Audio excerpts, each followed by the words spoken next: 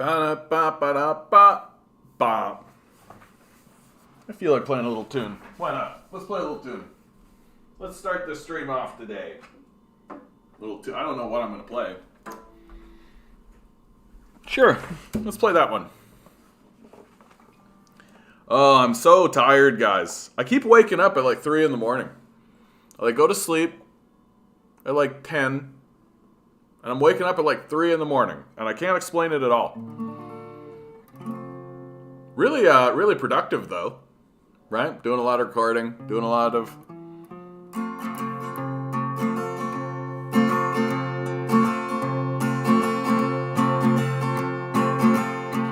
These times they are uncertain, of that there is no doubt. Nobody can tell me quite what it's all about. The heartbreak and the loneliness, the chaos and the fear will make even the strongest cry. I wish my ma was here. A young man on a battlefield fights for a rich man's gold. The bullet cracks into his spine. He knows he won't grow old. And as the tears come streaming down, at once his mind goes clear.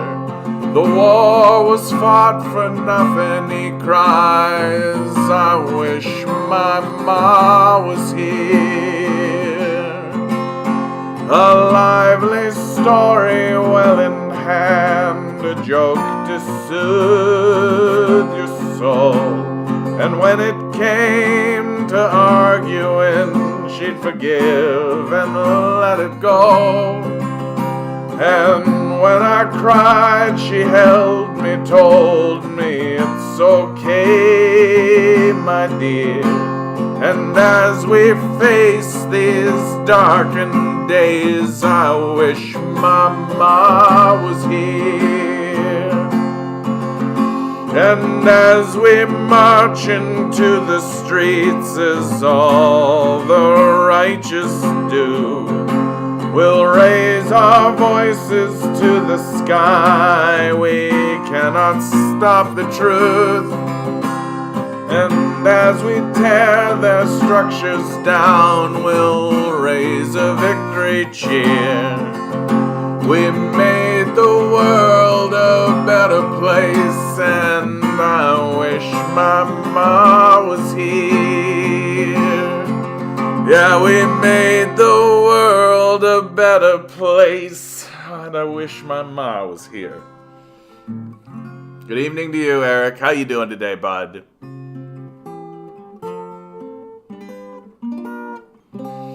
Got banned off yet another subreddit today, right? Posted a video, a popular video too. I posted today's video on Canada far left. This is what was shocking about this, but I'm not shocked anymore. I've been banned off of subreddits dedicated to fighting Nazism by pointing out that Ukraine is full of Nazis, right? So yet another Canada far left, right? If you're on Reddit, so. Time to get off Reddit, guys. Lemongrad exists. Hexbear exists, right? Like time to gravitate. Odyssey is another good one. Time to gravitate. Hey, Demand Better, how you doing today, bud? Good to see you. Nova Scotia Major, you beautiful boys. How you all doing today, guys? I hope you're all doing really well out there, because we're being put to it, man. If you ask me, we're being put to it. Like. We're entering a period of time where the divisions are becoming clearer, and they are going to become clearer, right? And it's coming from surprising places, right? The places that are dedicating themselves, like literally, I'm being banned off of subreddits that use the communist logo. Like this is the funny one about this one, right? It's like, because the communists never fought Nazis, right? Because the communists never went to war, right? The communists never defended themselves effectively against Nazis, right? Like that's, I'm finding that red is a real pain in the ass to use. I don't know what red is. Like, I don't know what you're talking about. Sorry, bud. Don't know what you're talking about. Oh, Reddit. Reddit. Yeah. Like, I mean, it's just being taken over by losers. Like, that's very simple. Like, the only subreddit that I actually think is worth much of a damn at all, Genzadong is beautiful, although it's been quarantined. And Canada Left. So the only Canada-related subreddit that I think is actually worth a damn is probably Canada Left. And I actually have a pretty reasonable relationship with the moderators there. They seem to be fine with the idea. I've only been banned from them one time, and it was a temporary ban, and it was mainly a misunderstanding. We're all losers under capitalism is far centrist a thing. There's no such thing as centrism. Like, it doesn't. You can't be a centrist. Like, if the position is should people starve in the streets, there is no centrist position. If the position is should we fight Nazis, there is no centrist position. If the position is should we allow the psychopaths to destroy the species, there is no centrist position. And like, if you're calling yourself a centrist, you're a fascist. Like that, far centrist means they have no principles whatsoever. Then just call them a fascist. Just call them a fascist. Like, I just had a debate with a libertarian friend of mine, and the entire debate was about withholding food and shelter as a form of coercion. And of course, his position was not only hard power is coercion. Big shocker. Libertarians don't know what's going on. Like, big shocker. Like, libertarianism is like, it's just charming, you know? It's so out of touch, it's so detached that it's just charming, right? The charming idea that Americans are not yet selfish enough, right? Oh, we just need to do the thing that's failed completely and results in genocides and destruction, observably and provably. We just need to do that harder, right? More of that. It's like a total detachment from the reality of the situation. And like, I go kind of soft on libertarians most of the time because I think that at least we're allied on the single idea and the simple idea that they know something's gone wrong, that where we are now is not good, but their prescriptions are just complete disaster. Like, not only complete capitulation to the forces that are causing the problems in the first place, like a wholesale abandonment of the species and future generations to a form of destructive coercion. Like, how can you maintain rationally the position that withholding food and shelter is a form of coercion? Right? It obviously is. Like, you're complete. Like, the only form of coercion is a gun pointed at your head. Like, that's complete and total lunacy. Like, but and you know who disagrees with that? The British Empire, the American Empire, the CIA, the FBI. Like, what's the point of sanctions then? Like, if keeping people, if withholding food and shelter from a populace, if withholding resources from a populace is not a form of coercion, then what's the point of sanctions? Why do we use them? I thought it's only hard power, it's only guns, it's only bombs and shit. Well, then what's the point of sanctions? What's the justification for them? Like, this argument falls apart so childishly easy. Like, it's a childish position, which makes sense because it's coming from a libertarian. So, leftists love to trash libertarianism, but the truth of the matter is that it began on the left, and it's now corrupted by the right. Well, but I think, like, libertarian, when it came from the left, like, the history of this word, it's undergone like a semantic co-option, right? Like that the libertarianism that exists in America is the inverse of what it means in Europe. And this, like, how can you have liberty? How can you have freedom if you're scrabbling around for food and shelter all the time? Like, it's an incoherence. It doesn't make sense. Like, true liberty comes from having free access to the necessities of life. Then you can freely move about and actually seek to improve not only yourself but the society.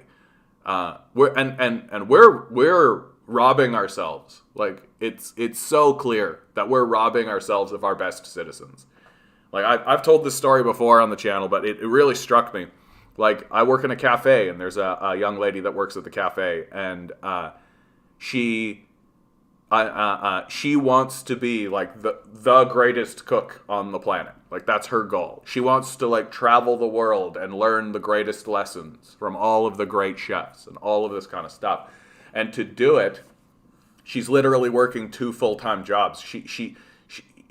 She goes from one full-time job to another, goes home, sleeps, wakes up, and continues on this treadmill, right? And the only reason that she can tolerate it at all is because she's still young, right? Like, she's clearly burning herself out. And my concern for her is that she's not going to be able to achieve it because of the nature of the system, right? She's pouring all of her energy and all of her time into learning this craft while simultaneously like working another job in order to pay her bills. Does she weld? No, sorry, dude. And to me, that's a robbery. Like, it's not just a robbery of her, right? That we're robbing this experience of her, and she's in the grind set, right? Like, she's doing that, right? But it's a robbery for us. We're robbing ourselves of her greatness, right? That like she wants to do it, but and like, do you really want like your surgeons to have also, while they were learning their craft, like the craft of surgery, do you want them to have worked at Tim Hortons? Like, is this really what you want? Like, and this is what our society has become. A lot of centrists call themselves that because they hold some right and left positions. Ultimately, capitalists push the conversation so far right. The centrists are like boiling frogs, thinking they're... You know what's funny about this boiling frogs analogy? It isn't true. We've run the test. Frogs jump out of boiling water. Like, they go, golly, it's gotten hot, and they jump out. So even the boiling frog analogy is propaganda. I fight for the real definition of libertarianism. It's a leftist idea, not this trash lunacy on the right. Yeah, I mean, I know what you're talking about, left. You're grinning. It's so tough. Like, my feeling on the libertarian position is like, the word has become so corrupted that I don't know why people choose to die on this hill. Like, if you've done that and that's what you're pushing for and that's what you're doing, like, God bless you, off you go, right? But, like, it just seems like there's such... Like, and every leftist ideology has this, though, to be fair. Like, I say I'm a communist, and so you got to push through the, like, communism, 1 million people under communism die every second, right? Like, you got to push through that shit. I just feel like the libertarian... If that's the hill you want to die on, bud, I feel like the difference, and maybe I'm saying this from a place of ignorance, to be fair, but I feel like with the communism position, there's all of this like rich dialogue, and it's connected to Marxism, and it's got this whole like long history and theory and all of this. Whereas with libertarianism, I mean, you finally get through all of this. And you stand on it, and you're like, okay. and maybe that's coming from a place of ignorance. Hey, Dave. Hey, Loaf. Beer drinker. How you guys doing? Adam, how you doing? Who did you say exists as an alternative to Reddit? One is Hexbear. So hexbear.net. And then there's another one called Lemmigrad. So that's Lemmigrad. Lemmy. I had it right in front of me. Lemmigrad. Right? Lots of Gen Zedong kids moved over to this when their subreddit got quarantined. Same Gen Zedong has been quarantined, right? That Hexbear. So these are two places where I think the leftists will start to manifest after Reddit starts to kind of dismantle it, which is happening more and more. You know, every single classical liberal, I mean, actual liberals like John Locke would have disagreed with these people today. In his writings, what is considered property is the labor required, but if he produces so much that the product spoils, the excess doesn't belong to them. Yep, good luck finding a modern classical liberal advocating for that, because there's no such thing. There's no such thing. We live in a neoliberal world, this complete religious ideology that is so entrenched that it's disconnected even from basic common sense. Here's a basic common sense statement that a rational person would struggle to disagree with. That if you're going to throw it away anyway, if it's going to go into the garbage bin anyway, then somebody who needs it should just take it, right? That's a very basic, rational, logical, empathetic position to take, right? And if you had food that was going to spoil in your fridge, and you knew it was going to go bad, and you also knew there was somebody who wanted it, you'd give it to them, right? You wouldn't even think about it.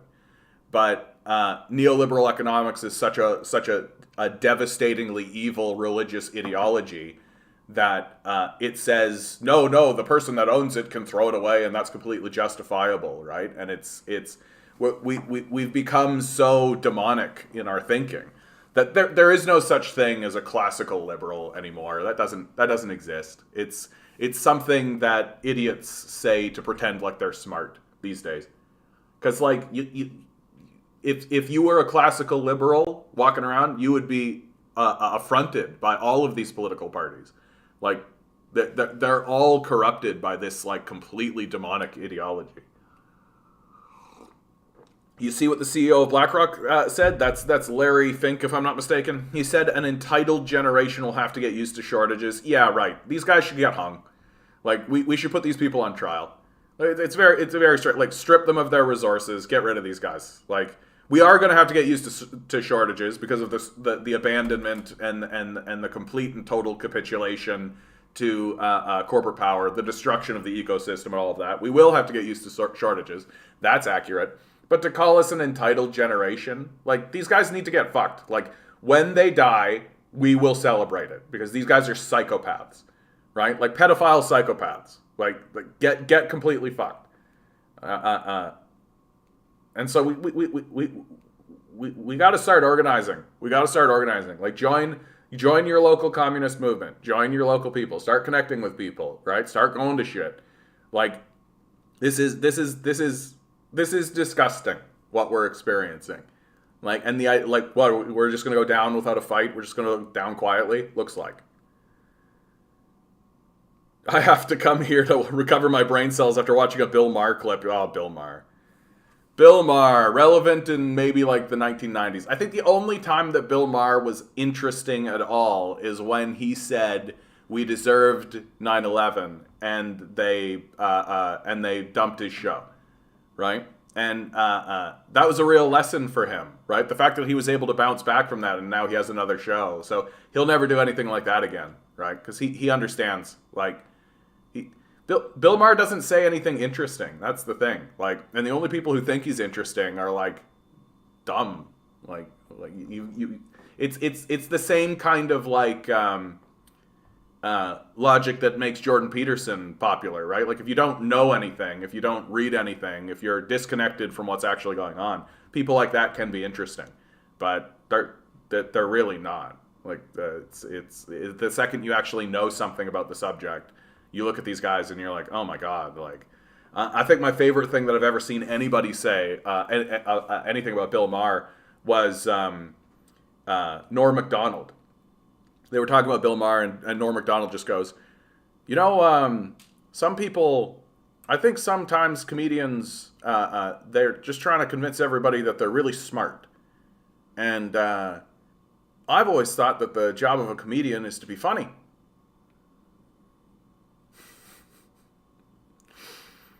The way I look at how corrupted the word libertarian has become was the same thing that has occurred with the word Trinity, where pre-Nicene Christians would have never taught one God, three person. Rather, they were separate beings outsharing the same divine nature. Yeah, I mean, there's a lot of now you're going to like deep Christian theology, bud, and the concept of the Trinity, the Father, the Son, and the Holy Ghost, and that we're supposed to dwell on these concepts, and that it's actually like I think about this way in regards to like the chakra system, that I don't think it's actually necessary to like literally believe that these literal forces literally exist. That it's just a way to contemplate the world. And if you contemplate things as if it is real, then you can actually learn something from it as like a visualization tool. That like the Trinity, much like the chakra system, exists in the abstract and exists in the abstract space, and is an abstract tool that you use in order to struggle with abstract ideas, right? Like emotions. Right? We all feel emotions, right? But the truth is that to talk about emotions means that you exist in the abstract space, right? You're not talking about something literal, right? You're struggling with a concept that exists outside of language itself. You're attempting to create language and create an abstract understanding between one another, or just between yourself, and something about something that isn't articulatable in language. Like that's what's actually fascinating about emotions, or the concept of the Trinity, or any of that kind of stuff. That like the secular scientists, the atheist scientists, really love to try to pretend like everything can be boiled down to a strictly material sort of thing. But like you can't do that with feelings, right? Like that's not how it works. It's not real, right? And if you pretend otherwise, then you're just denying your existence and denying the existence of other people, right? Emotions exist. Your emotional state matters, right? And if you deny that, then you can get caught up in all kinds of emotional states and just get whipped into frenzies, right? Take a look at the Ukraine war, right? We've been completely whipped into a mass hysteria, and it's because we lack the abilities to acknowledge what it feels like to be in a hysteria, right? That's how you end up with like the Salem witch trials. That's how you end up with like Rome burning. That's how you end up with all this crazy shit that like nobody actually says like, hey, whoa, we're experiencing like a collective emotional experience here. Like it's obvious that that's happening. We need to actually talk about it and dwell within the abstract space about it, and maybe think about using systems of thought in order to articulate these concepts to one another. No, we're just gonna rah, off we go, support the Nazis. So did you hear how the Russia is now tying the ruble to gold? Yeah, and a big story, if you ask me, and we'll be showing this, is the EU denies Russia's demand to pay for gas in the ruble. So Russia's probably going to be shutting off European gas soon. The EU is actually prepping its citizens and actually making statements to its citizens that they should put on sweaters, get ready for cold weather. Right, like straight up and actually, and so it's like, okay, we're gonna have a season of sea changes throughout Europe. I don't see how it could go any other way. Like your leadership is literally leaving you in the cold, with no real plan. So, and I don't know about this. World War III is now inevitable. Like it seems to me like when Biden said we need to overthrow, but Putin can't remain in power, right?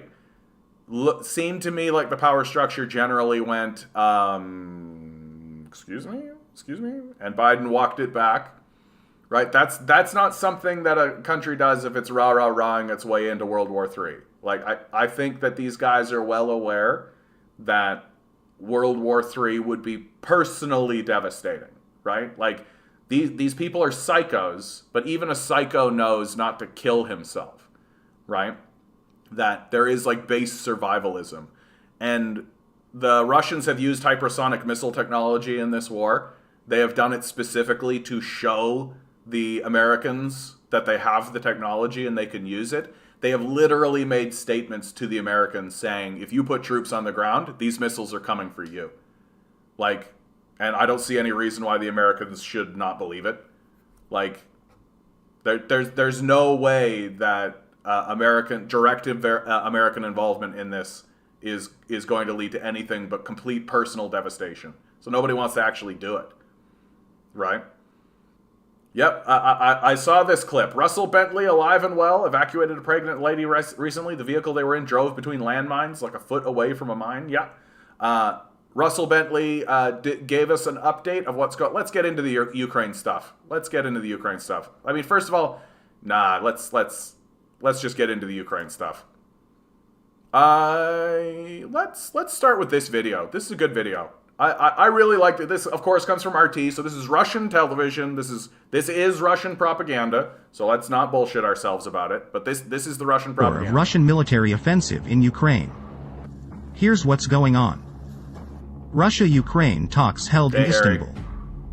This is the first face-to-face meeting since 3 weeks ago. A decision was made to radically reduce military activity in the Kiev and Chernigov directions.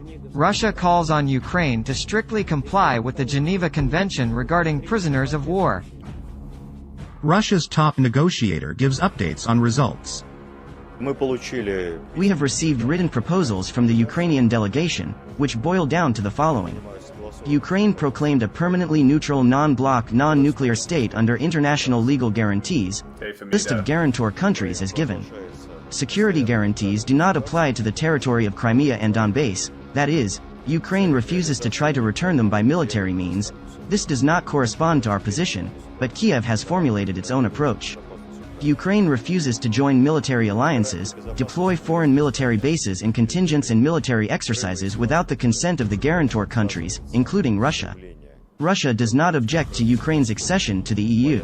Controversial issues between Ukraine and Russia on the Crimea and Sevastopol are resolved only through bilateral negotiations. Ukraine asks to issue a final decision at a meeting of the heads of state of the two countries. Russian defense minister assesses special operation progress. In general, the main tasks of the special operation first stage have been completed. The combat potential of the Ukrainian armed forces has been significantly reduced. This allows us to focus our main attention and main efforts on achieving the main goal, the liberation of Donbass. Minister added that the special operation will continue until the set goals are achieved. Zelensky addresses Danish parliament, calling to give up Russian oil. Long before this war, it was clear that humanity should reduce the use of fossil fuels. The era of coal and oil has caused huge damage to the environment, to our planet as a whole. European policy is already aimed at reducing the consumption of environmentally hazardous resources. Europe must give up Russian oil. Give up as soon as possible. The EU rejects the requirement to pay for gas in rubles. According to representatives of the European Commission, deliveries must be compiled using dollars or euros. Kremlin confirms it won't supply gas to Europe in case of refusal to pay in rubles. We will be dealing with issues as they appear. We won't be supplying gas for free. That is unequivocal. We are absolutely certain about that. To engage in all European charity is hardly possible and advisable in our situation. German minister advises wearing sweaters to keep warm if Russian gas is not available. You can withstand 15 degrees Celsius in winter in a sweater. No one dies from it, but people are dying elsewhere. Biden admits that his calls to ouster Putin are not official policy. I'm not walking anything back, but I want to make it clear. I wasn't then, nor am I now, articulating a policy change. I was expressing the moral outrage that I feel, and I make no apologies for it. My personal feelings. So that's a nice little update for us. How's Bill Maher? I shouldn't say he's irrelevant. No, certainly, like, his follower base is what really counts here. But, like, he's a dead end. Like, if you were to listen to Bill Maher, he's just going to funnel you into the Democratic Party and then die there, right? Like, that's just like Bernie Sanders. Like, it's there's no solution there. Like, you're not going to suddenly, like, convince these psychos to have a come to Jesus moment. Like, it's just not going to happen that way. And given the structure of the Democratic Party, you can't take it over. Like, you literally can't. It doesn't matter how much force you have. It doesn't matter how many votes you make. It doesn't matter how much public support you have. Like I have said I have said in the past that, like, politics is a numbers game, right? Like, if you show up with 1,000 people and they show up with 100 people, you win. It's not true in the Democratic Party, right? You could show up with 100 million people. 5 guys pick a person, and that's how it works, right? Like, it's to pretend as though the Democratic Party is in any way democratic or is delusional. The superdelegate system exists specifically to prevent it. Like, that's the point of it. And so, and someone like Bill Maher, right? Like, he exists to funnel people into that dead end, right? And to pretend as though this is democracy, right? Like, that's what he does. And, but like, and my concern about these kinds of quote unquote leftists, like, there's a lot of pseudo-leftism going on these days, right? There's a lot of pseudo-leftism, a lot of, like, head tilting, a lot of people being like, oh, we should do something, but, oh, well, like, there's a lot of that happening. And like, there's a disenfranchisement that is happening. Like, the Bernie Sanders kids who were robbed, like, it's outright robbery that's happening in front of them. Like, there's nowhere else for them to go, right? And the Democratic Party sort of relies on this. Like, that was Bill Clinton's whole thing. That's the reason why he could pass NAFTA and dismantle the welfare state, throw millions of children into poverty, right? Like, he could do that because he knew these people have nowhere else to go. They can't vote for anybody. What are they going to do? Vote for the Republicans, right? The system's a psychopath system. So here's the military update.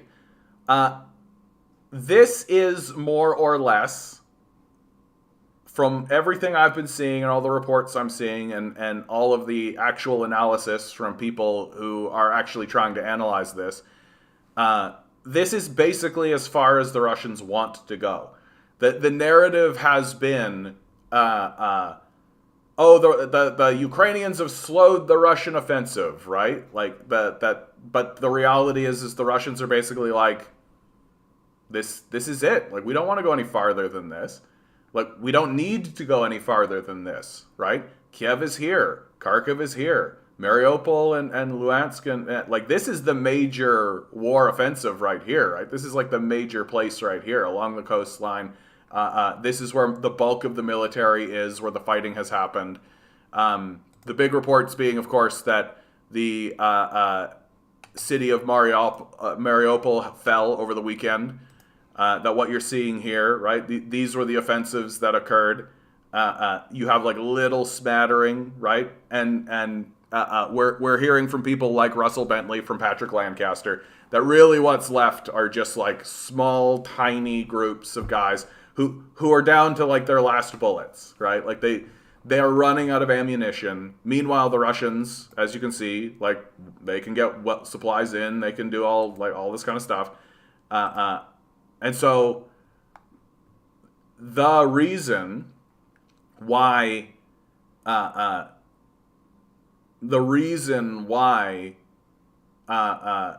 hasn't been a general surrender called already, right? The reason why there hasn't been a general surrender called already is because the fighting forces, the Nazis, they don't listen to anyone else.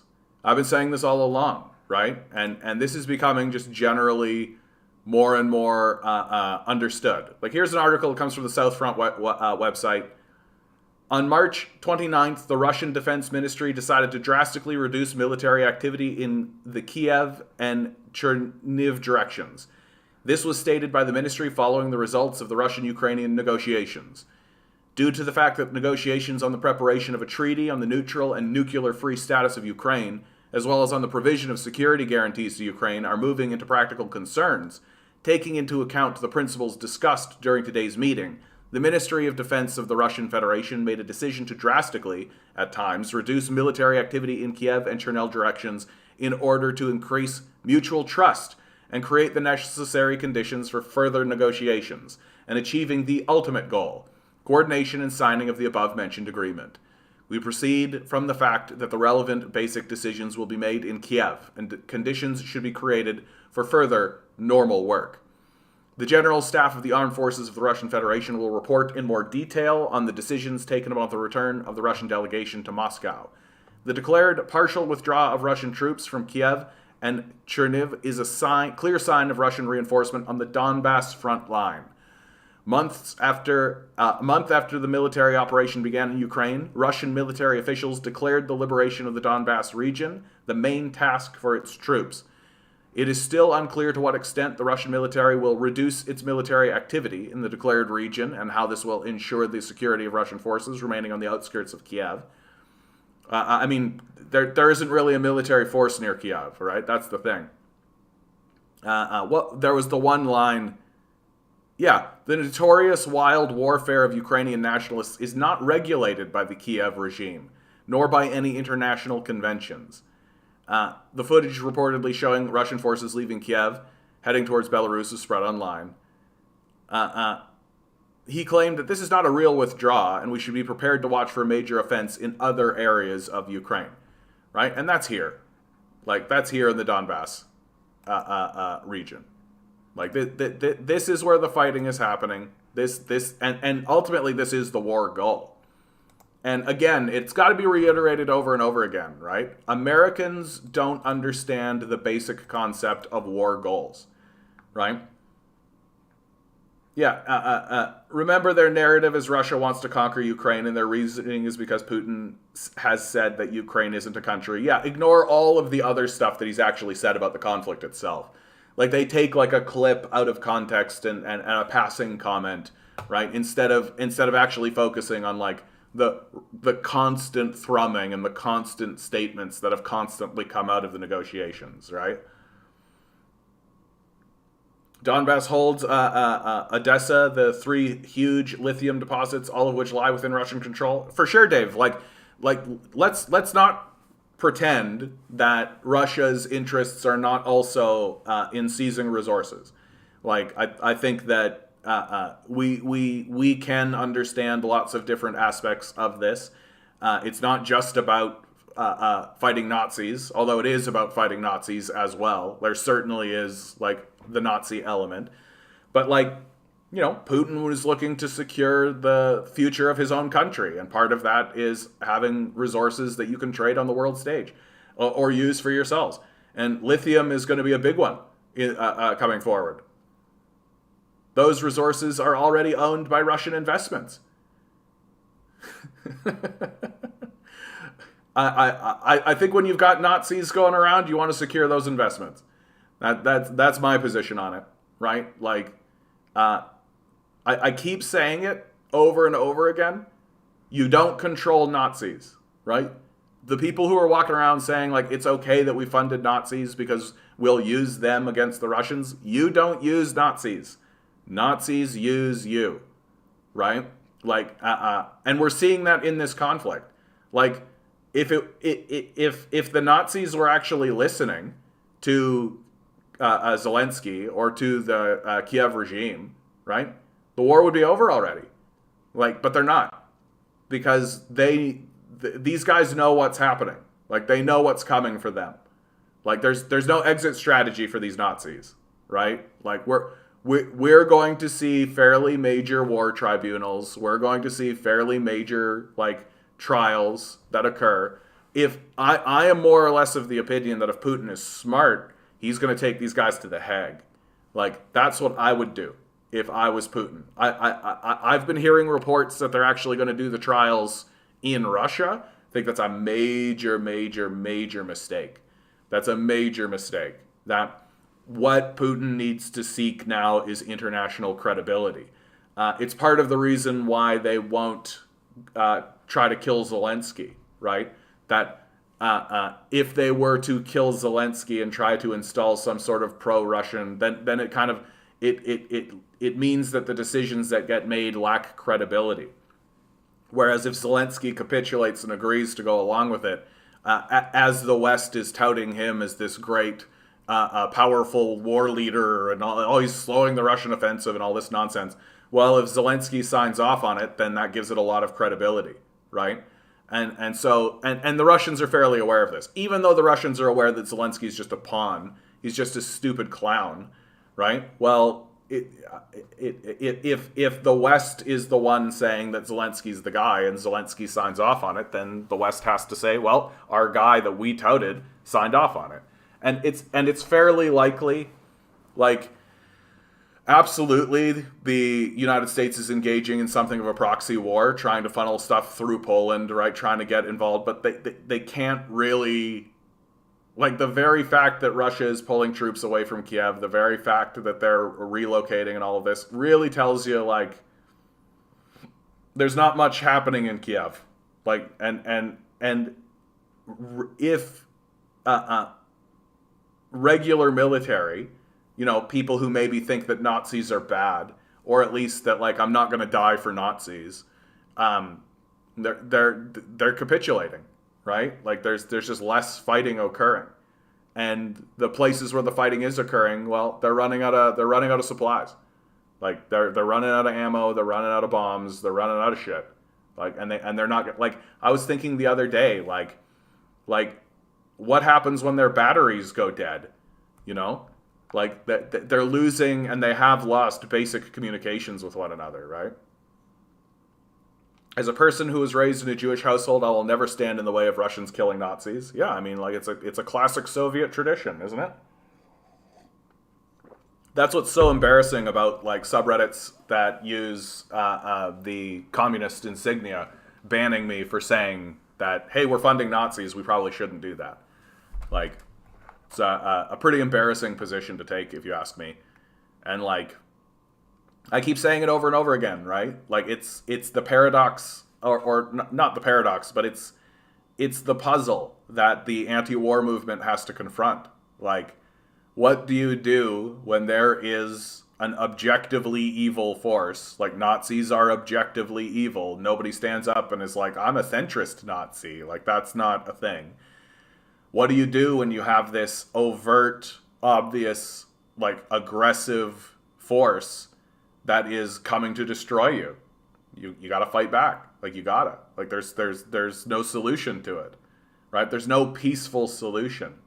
And I find that the guys that are standing up and saying, like, oh, Putin should work with the workers of Ukraine and build a workers' movement. I'm like, yeah, that's not going to work with Nazis, dude. Like, they're Nazis. Like, we've seen what happens when you attempt to make peace with Nazis, right? Like, we on the lead up to World War II, Stalin tried on many occasions to form non-aggression pacts with the Nazis. None of it worked. So is your channel monetized now? I don't see ads. It is monetized. I mean, this little button is here now. You can give me $1 if you like. Yeah, people are saying I'm not getting ads on the live stream, but I'm getting ads on the replays. So if you watch some of my older videos, ads show up. But again, like, I need to dig into it, Lonnie. That's what it comes down to. I don't know enough. That's really what it is. I don't know enough. And I worry that I have to do it manually. I thought that it was something that happened automatically, but maybe I've got to do it manually. So I don't know. I'm going to look into it. I'm going to figure it out. Honestly, after the channel monetized, I went through, like, a pretty big, like, emotional expelling, right? An emotional kind of thing. So I'm getting back into the swing of being like, okay, yeah, time to work, bitch. Time to work. Like, time to get moving again. So it's I got to do a bit more research because I don't really understand it or know how it's working quite yet. And I also need to start doing, like, the multi-stream. That's something that I've always thought about. I wanted to hit 1,000 subscribers on YouTube first, and then now I have, and so now it's like I don't really have an excuse. So I should start, like, doing a multi-stream, also streaming on Twitch, right, at the same time. But work. It's always something else. The old World War II joke was telling the Nazis near Russia today that Crimea doesn't pay. Crimea doesn't pay. Here is a question that did happen to the Nazis Here is a question. What did happen to the Nazis that Stalin took after World War II? I mean, I don't think that the Russians were keen. The Russians had their own trials. Like, I don't think they actually did take them to The Hague, but I could be proven wrong on that. I know is that Operation Paperclip? The Nazis were used by the Soviet Union. This is something that people like to say about the USSR. Is like, well, the Soviets used them too, but they like used them as like grunt workers. Like in the West, they were given like, yeah, as you say, positions of power, right? They were given like extreme, like they were given offices and given subordinates and like given political power. Right? None of that happened in the USSR. They were basically just like, you're a Nazi, you work for us, do what we say, right? Like they're still using their expertise because like a rocket scientist is a rocket scientist, right? But they're not allowing them to be part of the political structure, and you can see how that's true given the history of it, right? Like the Nazis are well established throughout the West, less so in let's clear all this out. NATO is replicating Nazi Germany's crimes in Ukraine, along with the dangers of world war. This is Rainer's newsletter. This is reblogged from half a year ago, prior to Russia's increasingly successful countering of Ukraine's Nazis. NATO and its fascist partnered regimes are facilitating a process in Ukraine that can be compared to the rise of Nazi Germany. The difference being that Ukraine's fascist regime isn't going to start invading European imperialist powers, which in the long term will make this regime more sustainable than the Third Reich, whereas the Nazis went rogue and brought the wrath of the other imperialist powers. Ukraine's Nazis have the reliable backing of the United States and its imperial collaborators. The parallels between the two regimes are apparent as soon as one looks beyond the layer of Western propaganda about how Ukraine needs to be supported to deter Russian aggression, and discovers the truly Hitler-esque horrors that have been committed by the Ukrainian leadership that Washington installed in the 2014 coup. In an analysis from last week by Christel Nient of the Donbass Insider, titled Worse Than the Nazis, two women from the DPR, the Donetsk People's Republic, and the LPR, Luhansk People's Republic, tell how they were tortured in captivity in Ukraine. These atrocities have been reported on in excruciating detail. When beatings, simulated drownings, and asphyxiations are not enough to break the arrested person, Ukrainian neo-Nazis, like SBU agents, do not hesitate to threaten to attack his or her relatives, to make him or her confess to anything and everything. The same method was used against Daria Mastakevishevia and one of the organizers of the LPR referendum, Olga Maximova. Olga was an opponent of the Maidan, who did not support the imposition of values of Ukrainian nationalism, i.e. neo-Nazism, following the coup. She was among those who organized the LPR referendum in 2014.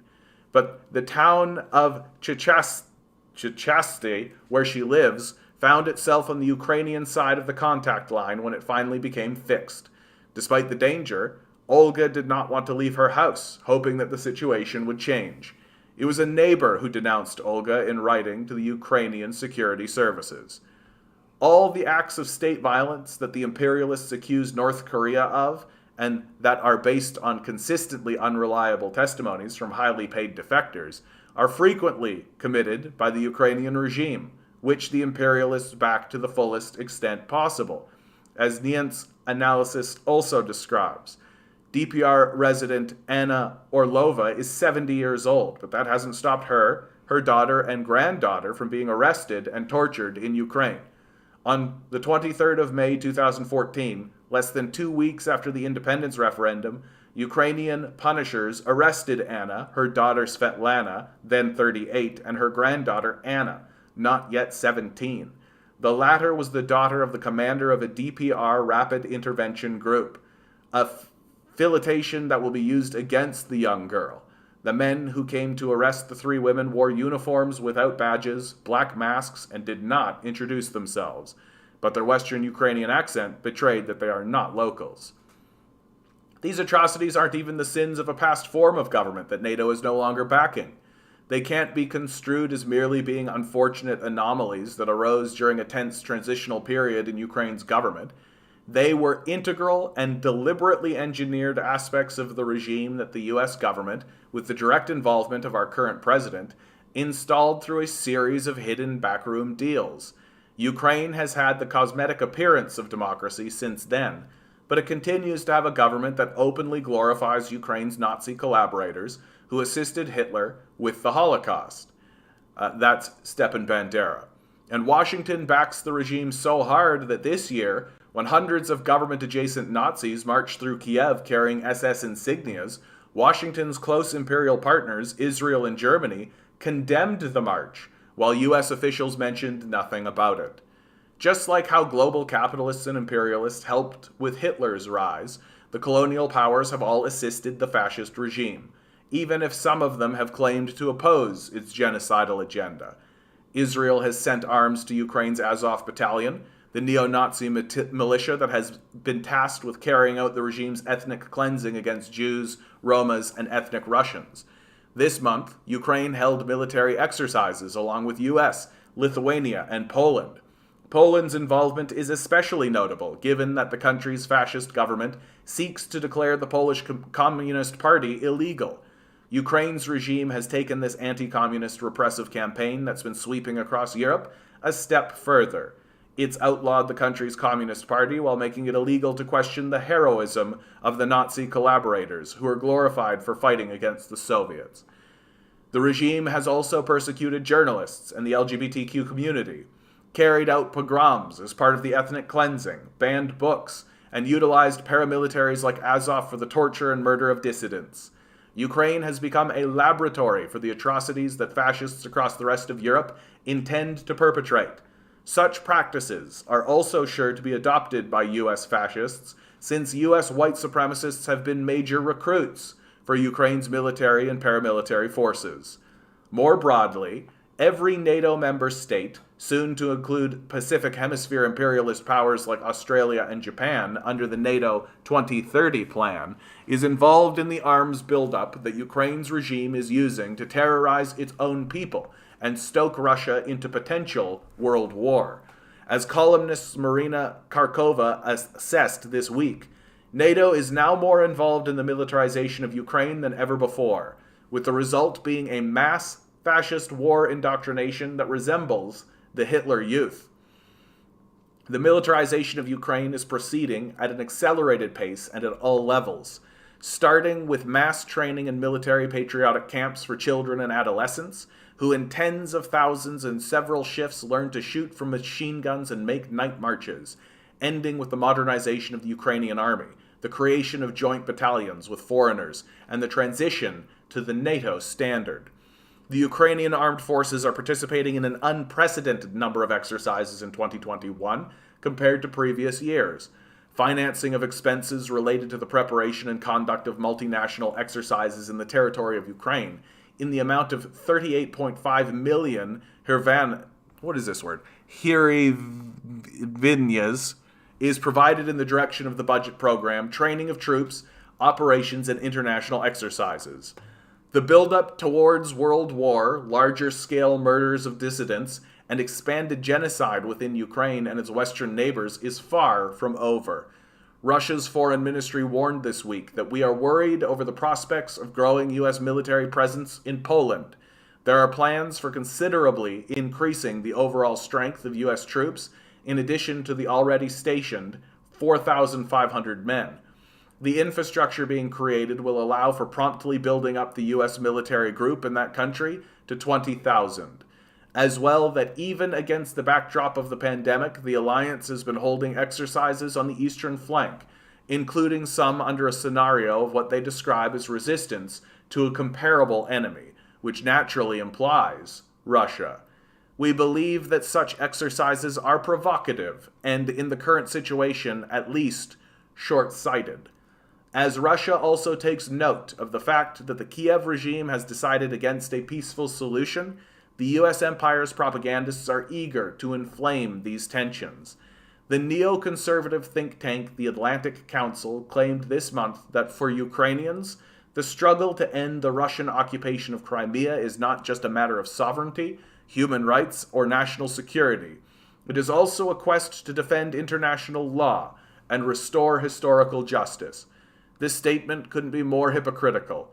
Crimeans overwhelmingly voted to break away from the control of Kiev because Kiev had recently come under Nazi control, putting the human rights of Crimeans and all other Ukrainians in their worst peril since the Holocaust.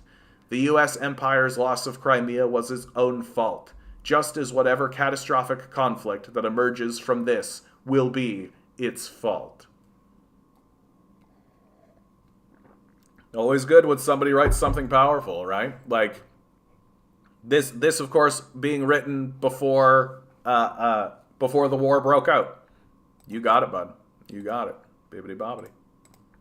Bibbidi bobbidi boo. I got a link for you. Bibbidi bobbidi bee. I'll give that link to thee. Ba ba ba ba ba ba.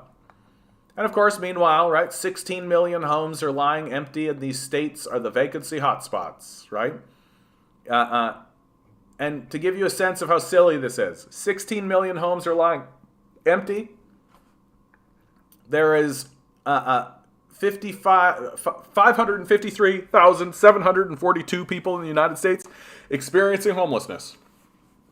Like, literally, we're talking about giving these people, like, taking less than a tenth, right? Like literally we're in single-digit percentage territories of taking these empty homes and providing them for the homeless in order to get this issue resolved, and we can't do it. Like, we are a devastatingly clueless people.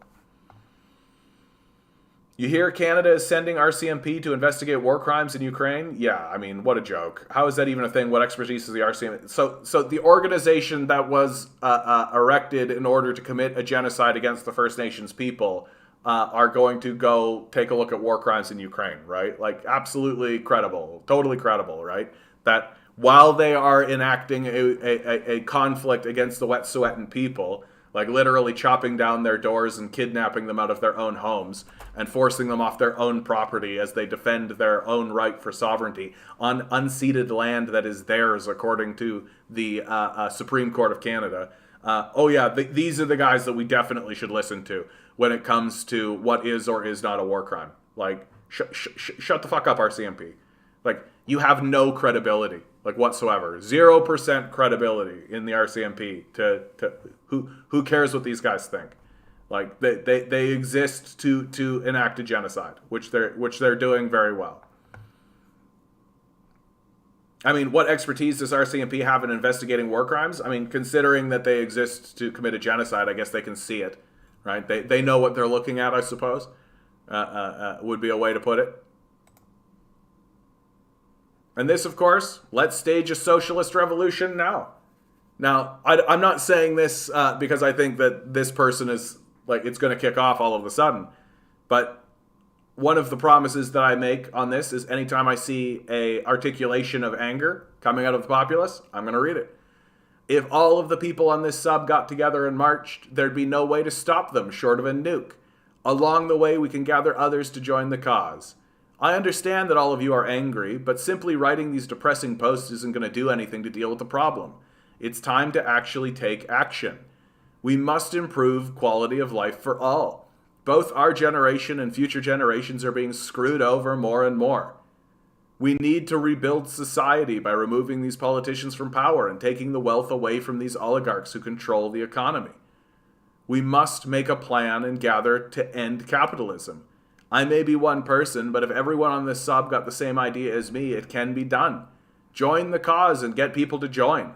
We'll gather at key areas such as the White House and march in. We can establish a new world order if we work together. I understand if it feels weird to listen to a random person on Reddit, but I genuinely want to make things better for everyone. Capitalism has made life worse in the past few decades.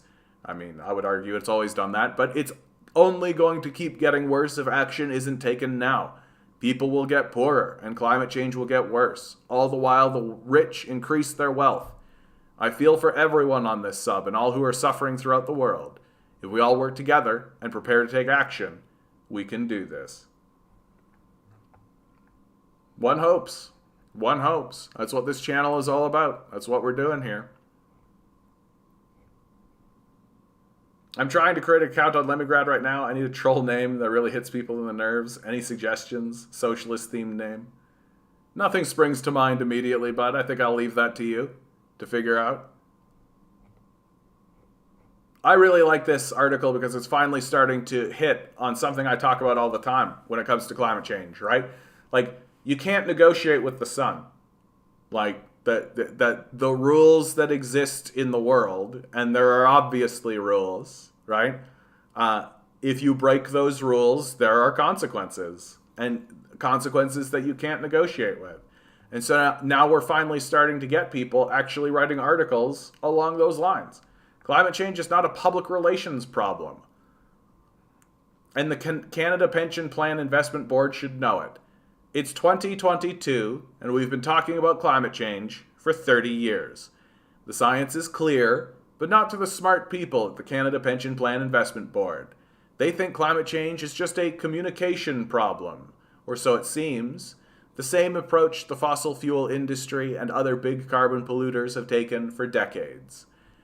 A good example is CPPIB's own press release on its net zero plan. It says all the right sounding words, but what is really happening? Last fall, while Prime Minister Justin Trudeau was making big climate promises and calling for action in Glasgow, the CPPIB was creating a new oil company in Colorado.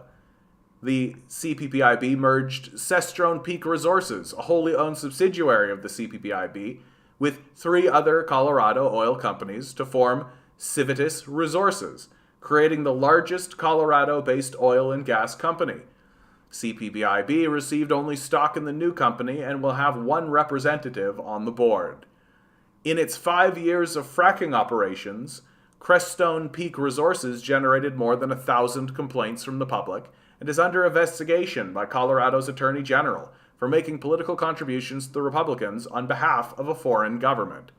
CPPIB's new part-time sustainability chief was apparently too busy buying foreign real estate to do any real work to protect our pensions from climate change. In fact, she endorsed a deal to make it worse. So our pension plan had an opportunity to get out of the fracking business, but chose to double down instead. It's no wonder CPPIB refuses to let the public see their sustainability reports. The deal is apparently part of CPPIB's new climate change strategy, disregarding all the urgent calls from world leaders, scientists, and its contributors and beneficiaries. The CPPIB says it will continue investing in high-carbon industries, including oil and gas. It has attempted to legitimize the idea by saying it will help them reduce their emissions. However, helping an oil or coal company reduce its emissions only leads to more emissions when fossil fuels are burned. In reality, it is the age-old strategy of buying assets when they are down, hoping their value will rise in the future. Stephen Harper's initial response to the 2008 financial crisis, telling us a dropping market creates opportunities. For added cover, the CPPIB appointed a new sustainability chief around the same time and made sure Civitas Resources made a similar move. However, sustainability isn't important enough to warrant a full-time chief at our $540 billion pension fund. CPPIB's part-time sustainability chief retains her role as head of global real estate as well. Civitas does have a full-time head of sustainability, but is his real job public relations? According to his LinkedIn profile, he has a journalism degree and experience working in public affairs for Chevron Phillips and the energy industry public relations firm, Hill and Knowlton. There's no mention of training or expertise in sustainability. So why is the CPPIB still relying on public relations when it should be conducting a 1.5-degree stress test on holdings to tell us whether the fund is sustainable in the face of certain climate chaos? It might have something to do with the makeup of the board of directors and their connections in the business community. These are accomplished men and women appointed by the federal Minister of Finance, in conjunction with provincial and territorial ministers of finance. Currently, 50% of the directors have either direct experience working with fossil fuel companies or those who finance them. Is it surprising they endorse the fossil fuel industry's approach to climate change? Surely the Minister of Finance can find some qualified men and women able to bring climate risk assessment, clean tech, and renewable energy expertise to the table. Often, environmental issues are treated like questions of ethics, doing the right thing. It's not the case with climate change. Floods, fires, storms, and heat waves cost billions and can wipe out an investment overnight. Millions of Canadians' retirement depends on the management of their pension contributions. Will the funds be there if the CPPIB continues to literally pour oil on the fire while soothing us with public relations? Like, I don't know why we think we can negotiate with the sun. That we genuinely think that, yeah, the sun will give us a break, right? It'll definitely happen. Like, it's unbelievable to me that we are living in this, like, deluded kind of state where we actually think, like, oh yeah, we can just keep kicking the can down the road. We can keep kicking the can down the road, right? Like,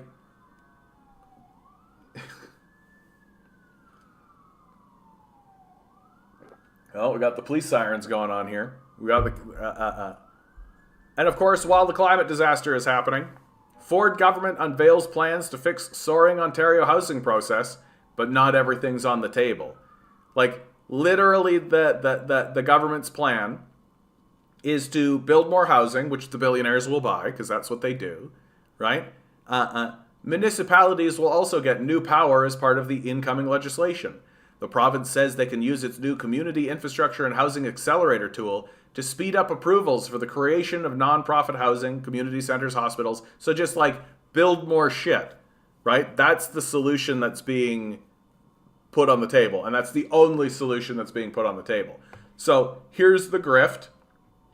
It's as simply stated as get the public to pay taxes to build infrastructure that they sell to the billionaires. That's the strategy. Like, and it's obvious. And the people walking around saying, like, wow, we're building more, that's helping. Like, this is cluelessness, right? If that worked, it would have already worked, because there's like 10 empty homes for every homeless person. The issue is not supply, right? The issue is distribution. That's what's at issue. And we're just not keying into it. Yeah, 66,000 homes vacant in Toronto, 10% condo vacancy rate. Yeah. And they don't want to fill that up, Rob, because they know if they start filling it up to capacity, that actually removes their leverage. Like, these guys, I read an article recently. Of course, it's like Oxford saying, like, oh, there's going to be a market crash, there's going to be a market correction. But that assumes that the billionaire class is actually looking to sell, and they're not. Right? Like, that's really what it's coming down to. That the concept of supply and demand creates this, these neoliberals have created an idea that it's not possible for the billionaire class to just keep everything, right? Like, the idea has always been, we'll give all the money to the billionaires and then they'll trickle it down, right? Well, that's a failure, objectively, and it's a failure for a very simple reason, which is they just keep it. Like, why? They don't need to sell. They have billions of dollars. They don't care, right? Like, what? They don't need to, like, they're not interested. That, from their perspective, it's just better for them to hold on to these assets, because those assets are hard assets. It is land, right? That the land itself is what is valuable. And even if the market collapses and housing prices drop and there's this whole thing. Well, they still have the land, right? The land itself is what is valuable. The land itself is what we're talking about. And the billionaire class isn't going to actually give any of that up because they've run out of things to buy, right? Like when you see Jeff Bezos shooting a rocket into space, or you see Jeff Bezos building this like giant super mega yacht that they need to dismantle a bridge so that he can get it out of the bay, like, what do you think is going on? He's run out of things to spend his money on. He has so much money that there's nothing left for him to buy. And so they are treating, and if you've got this amount of money, you got to store it somewhere, right? And stocks and bonds are actually unstable now. And they've already done big stock buybacks of their own company's stock, right? And they still have money coming in, and they still have this overwhelming. So what's left? What can they buy? And the last thing that they can buy up is land, right? So they already own all the businesses. They already the billionaire class, the oligarch class, already owns all of the structures of power, right? They already own everything. So now they're just going to buy up all the land, and they don't care if you're homeless. Work harder. Like, that's it. Just get another job. Just work harder. That's the solution. And it's a disaster. Like, it's a disaster for all of us. But we're not doing anything about it. Like, and literally we're releasing like articles that like might have a little bit of skepticism, but aren't really pointing out what's real, right? Like, does this article even get into any kind of critique? Immediate impact, uncertain. It's going to be meaningless, right? Like, it's far from certain whether the mess, like, this is all they're willing to say, right? Oh, it's far from certain. Like, it's time to grow some teeth on this. Like, this is just like, oh, look, a government going into an election pretending to do something about an issue people care about. Look, I did that thing. I did that thing and tried to convince you that I care when I don't. Like, and this late Tuesday afternoon, the Ford government announced it is boosting Ontario's foreign buyers tax on residential real estate to 20%. Like, you can make it 100%. Like, if a house is worth $1 million, you can make them pay another $1 million, and they'll still buy it because they have billions of dollars, right? Like, they don't care. For them, it's literally just storage, right? That's what is happening, and no one is actually talking about it or reporting on it or addressing it for what it is. That they're not buying it to become a landlord. They're not buying it so that they can turn around and use it as even speculative investment. It's literally storage. And so why would they want people to be in there? Like, why would they want to tolerate and put up and have to deal with renters? Why would they have to why do they want to deal with like property companies or any of this kind of stuff? Leave it empty. It's just storage. Like, it's storage for my money. That's all it is. Like, it's $100 million. It's $1 million sitting there, right? And every house I buy is $1 million just sitting there, right? And even if the market collapses, chances are, if the housing market collapses, the rest of the economy is going to collapse too. So if they had their money in other assets, that they would lose that money anyway. So you might as well just have it in a hard asset, because then at least you have the land, right? At least you have something that is tangible and real. But they're not going to sell it, and they're not going to, empty houses could probably be written up on income tax. Yeah. Or some kind of like legal bullshit, right? I mean, they write the tax codes, so that they can do whatever they want with it. I had a weirdo fantasy about making an ultra-left group pronounced ACRES but spelled AHCRS that stood for Armed Housing Crisis Response Squad. No one joined. What's the point of it? Like, is the point to actually like go around and confront these guys in meaningful ways? Like, I start to wonder, what are the breaking points, right? Like, what are the breaking points? When do we actually get to the point where we start to see like if I'm under the age of like 20 or 30 even, like, there's nothing here for these kids. Like, there's nothing. Like, I don't know why they're going to school. I don't know what they're educating themselves for. Like, what for what? To do what? To accomplish what? Like, there's literally nothing here. I don't get, like, where's that like revolutionary spirit? Where's that rebellious spirit that kids are well known for? Like, where's all the teenage angst? Where's all the teenage rebellion, right? Like, where is any of this shit? It just seems like it doesn't exist, and that everybody's just bobbing their head and going along with it, even though the whole thing is fucking collapsing around them. Like, most people are saying that buying a house is off the table for them. 60% of the population is saying that they're struggling to pay their bills, right? Like, where are the kids, man? Like, where are the kids? Where's the revolutionary spirit? Where's the rebellion?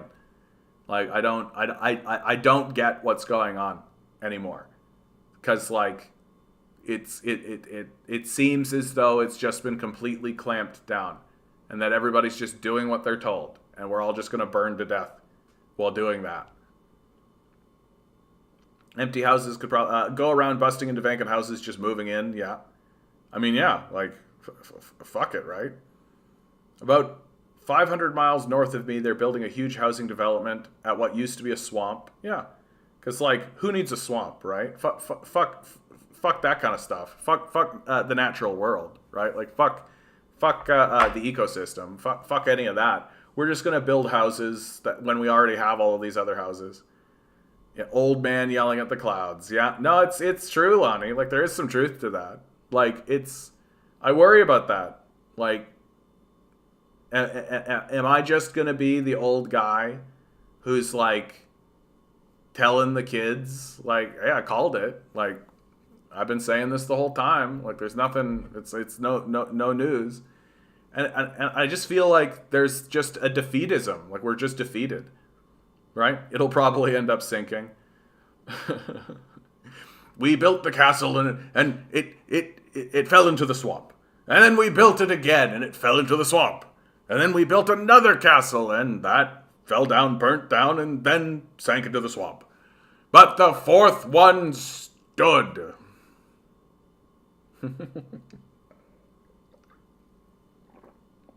Good old Monty Python for you right there. Good old Monty Python for you right there. Ugh. Let's play a song. I don't know what to play.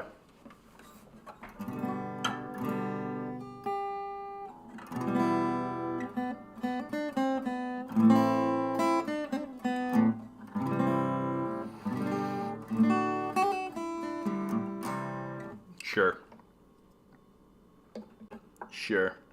Let's do this one.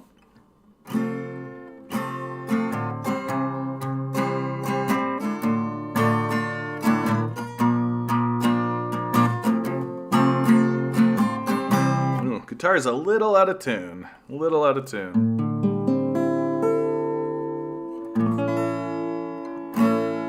Good enough.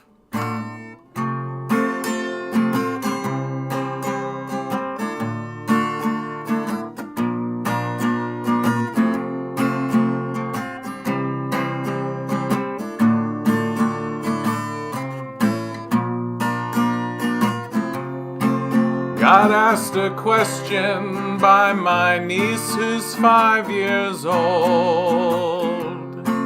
What's the world gonna be like when I'm grown? I looked up at the crimson smoke-filled sky. I thought, what's the harm in telling one more lie. I said, everybody's safe, no one's living in the streets.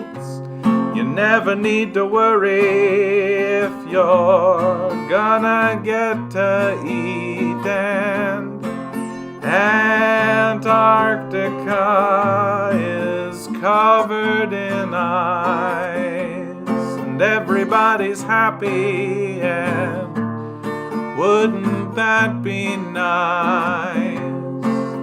The burning sun won't leave a paper trail. Why work so hard if it's too big to fail? And what's the point of feeding this machine if it won't make the world in our dreams, where everybody's safe, no one's living in the streets?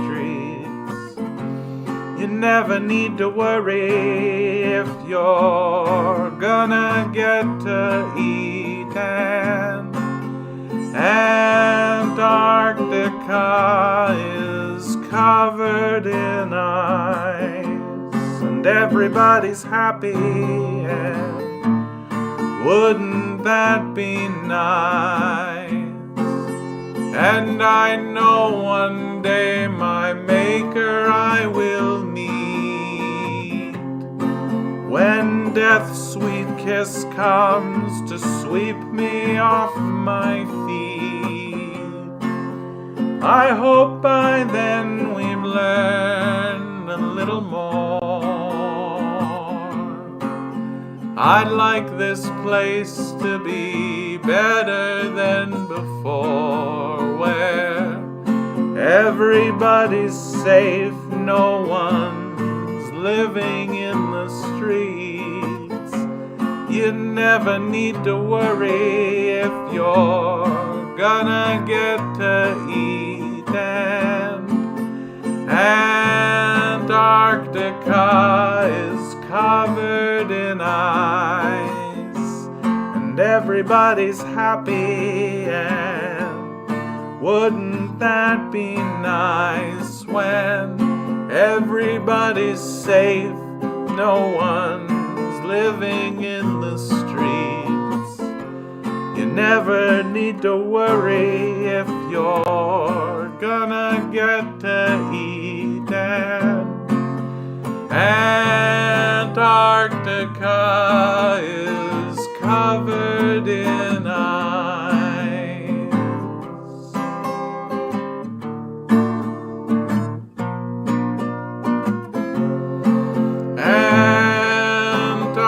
Antarctica is covered in ice.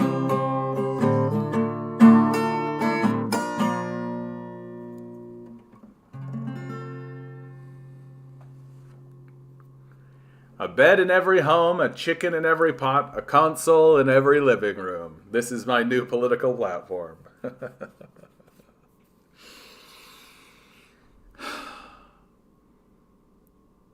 And I do believe, even now, that we can do it.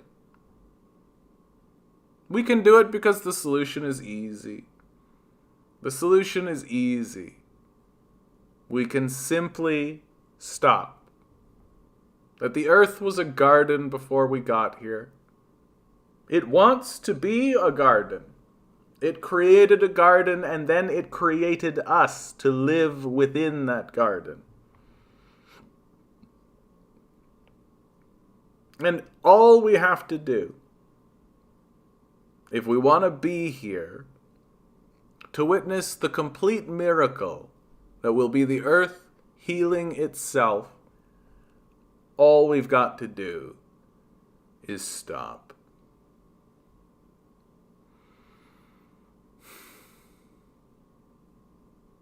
I think the hardest thing about what's going on these days, the hardest thing, because you expect to face hardships as a people. You expect to face difficulties as a people, right? The earth itself and the world itself and the universe itself confront us with big, large existential issues. But the thing that's made it the hardest, I think, is that we aren't actually working to solve any of these problems. We're working very hard to convince people that we're trying to solve these problems, when what we're doing is just selling people solutions to the problems that we create without solving the problems that we create. And that's made it very difficult. That if we were even attempting to solve the problems, things would be better. Things would be lighter. There would be less burden. We would feel less burden. But we're not even trying. We're not even making the attempt.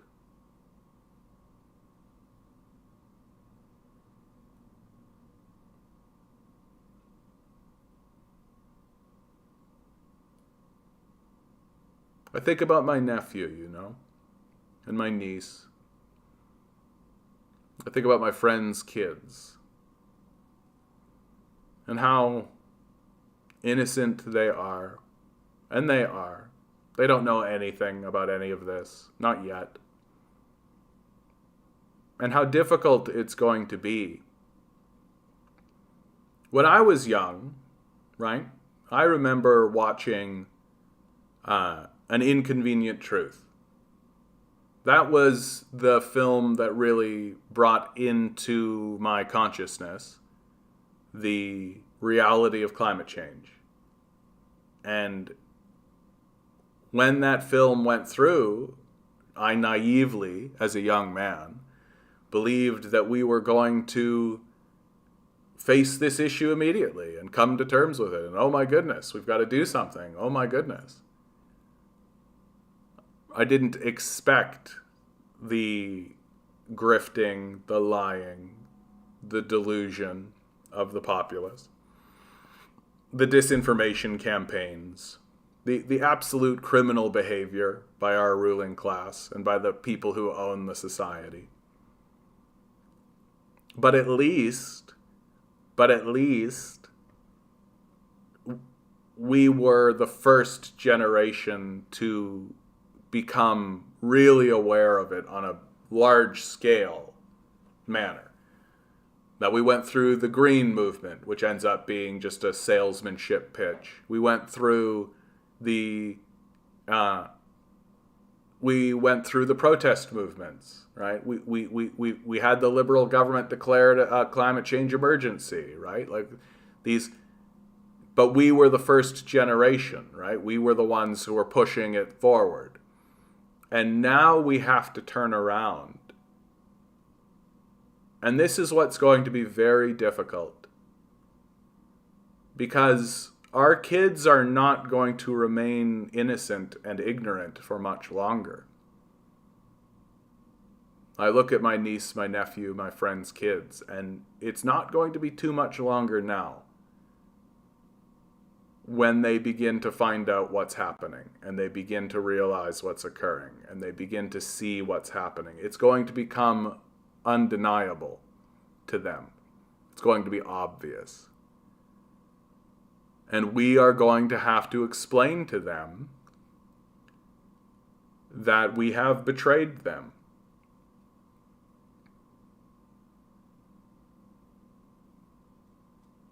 That's going to be hard. These are going to be the difficult conversations. And if we don't actually have those conversations, they're going to realize it anyway. Like, when they turn 18, 19, 20, when they see what's actually going on in the world, when they witness it and participate in it themselves, it's going to be very, very clear to them.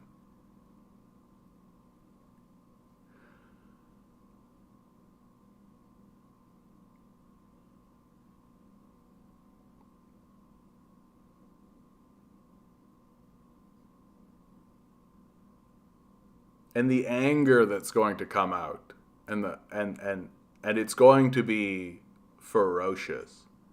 It's going to be a fury of anger, and it's going to be a righteous fury. My hope is that I look at the best case scenario for this channel and for what we're doing here, and I think we can seize that energy and use it, I hope.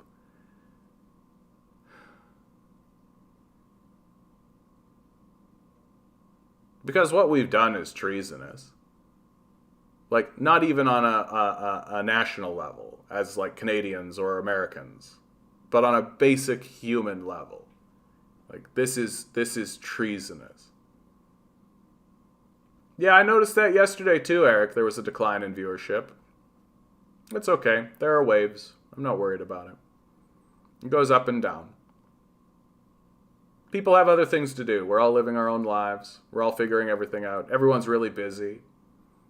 Also, like, let's be honest, right? People are going to dip out. That's what's going to happen. Like, people are going to dip out. It's gonna go that way.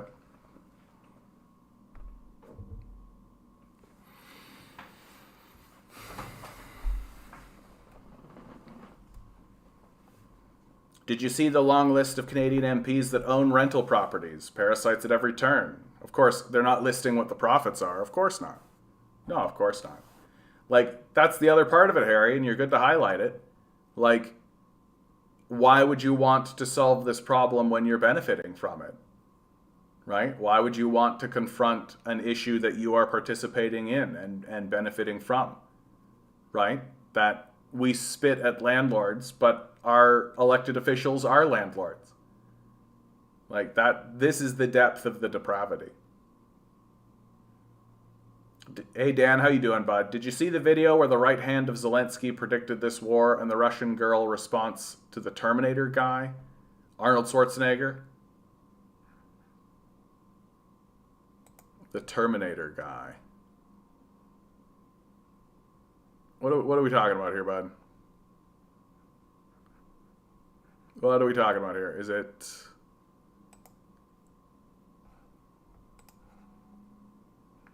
Mariupol's resident criticizes the Russian government for being absent for too long, that let Europe and the US supply Ukraine with arms. Не было очень долго, 8 лет. Дали им вооружиться, дали окопаться. Европа их Europe was снабжала, supplying them, the Америка их US was снабжала. supplying them. And now И look теперь what we чему got это in the город city. привело? Yeah. I mean, yeah. Like, we're not... like, we're completely to blame for this. But, like, the level of delusion that exists in the society is astounding, right? Just absolutely astounding. And Don Martin from CTV News. Trudeau's emissions plan fits a pattern of inconsistency and delusion. You know it's getting really bad when even corporate media is starting to respond to it. I am seeing I am seeing that there is a beginning now. There is something of a recognition that is beginning to occur. I feel like the last couple of years, with the wildfires, with the flooding, with the droughts, these last couple of years have finally convinced these psychopaths that it's in their interests as well to ensure that the place doesn't burn down, right? Like,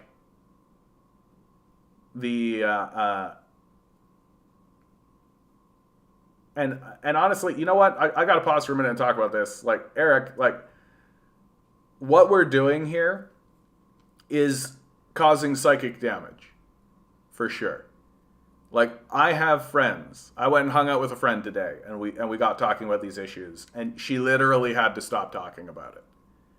Because I think that it's very difficult for people to engage in these conversations. And for people to engage in these conversations on a regular basis.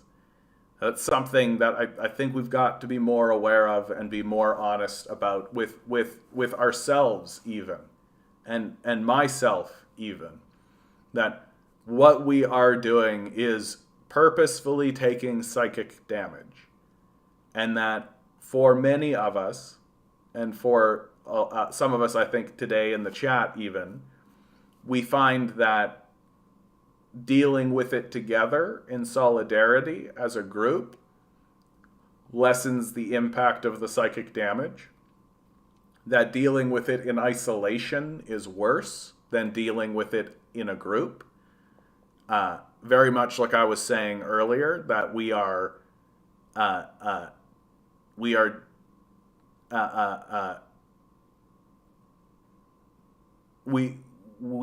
the hardest part is that we're not doing anything about it.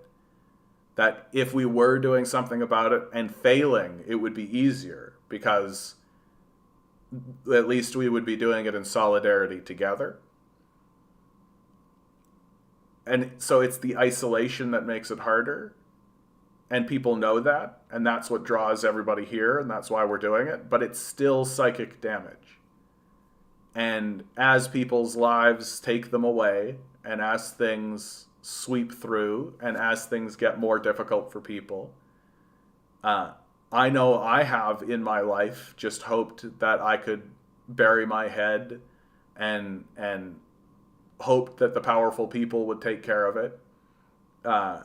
I've gone beyond that now. That's not reality anymore. That's not a thing that can be considered serious. And and so I think it's quite natural. I expect that there will be people who will dip out. I expect that all of you at one point or another will dip out, right? And we hope that you'll come back, right? That I will be a touchstone for you, that there will be always space and always room. But we can't deny the truth that this is difficult. Like, this isn't really entertainment, right? This is work,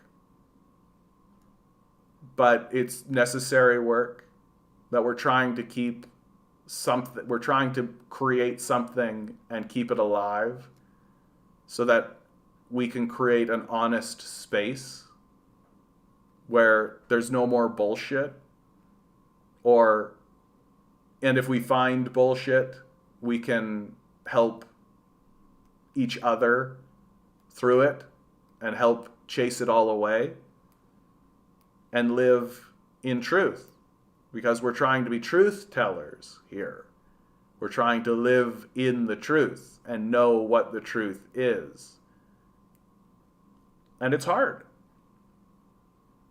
And it's hard, you know?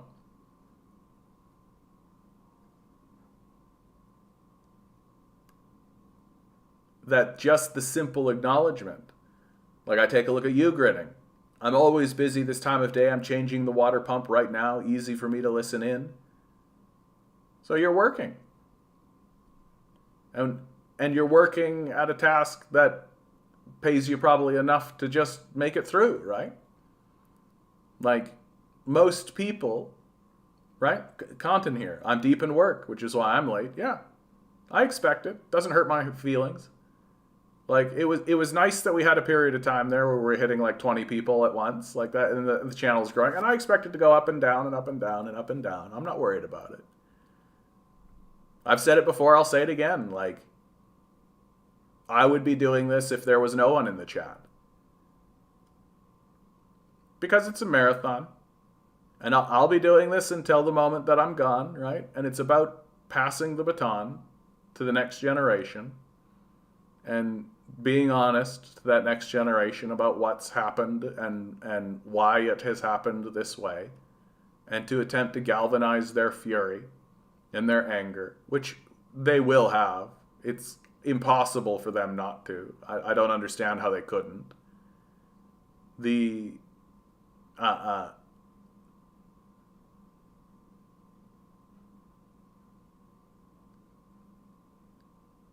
And I'm here so that we can do this all together.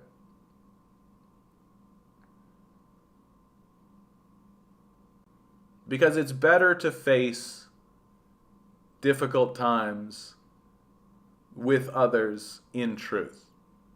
And it's becoming harder and harder to find people who are willing to live truthfully in the world. And even the people who are willing to live truthfully in the world, who want to live truthfully in the world, have a hard time of it because it's damage. It hurts. It causes us physical pain to do this kind of stuff. But we do it anyway, because the alternative is harder. Even Rachel Notley called the federal plan on emissions unrealistic. Yeah, like, I mean, it's not going to work. Like, it's just straight up not going to work. Like, that's the thing that's so embarrassing about all of this. It's like, it's obviously just salesmanship at this point. Like, we're so desperate for a solution to this growing issue, but all we've ever done is salesmanship. All we've ever done is just pitch products at one another. And the system of capital relies on pitching products at one another, right? Like, it can't be a solution unless you buy it. And what the earth is demanding is a secession. And we know that it would work. When COVID started and we did the lockdown for that very brief period of time, we literally saw a dip in emissions. It's like the only time we've ever dipped our emissions. Remember all the images of the animals coming into areas where the humans had vacated? You saw how quickly that all happened, right? The earth is more than capable of healing itself, obviously, right? It's far more than capable to heal itself. And you've got to be thick to think that it won't, right? Like, it literally created us. It literally created this place. It's completely capable of healing itself. And we don't need to transition into some other form of power jet. Like, the powerful are not interested in solving climate change or saving the species. They're interested in saving capitalism. That's what they're doing. And these fucking Nazi sympathizers and collaborators, like, they've literally said in front of us, yes, clean air, water, and all of those sorts of things, yes, but money, the thing we invented and can print and make and destroy and do whatever we want with, these are equivalents. Like, this is a level of delusion that future generations, should they exist, will find absolutely staggering. Like, this is, in my view, more delusional than like Aztecs sacrificing segments of the society to their gods. Like, this is more delusional than the Crusaders who have invaded other countries for the glory of God. Like, this is more delusional than this is suicide cult level delusion. Like, this is where we're at, where we're literally like, time to drink the Kool-Aid. And it's like the Salem witch trials levels of delusion, where we're pretending like there's like magical witches. Like, we gotta grow up. Like, we've got to grow up. And I worry very deeply that we're simply not going to. Like, I worry that these Marvel movies have infused into the populace a very, like, black-white, fundamentalist sort of view of the world.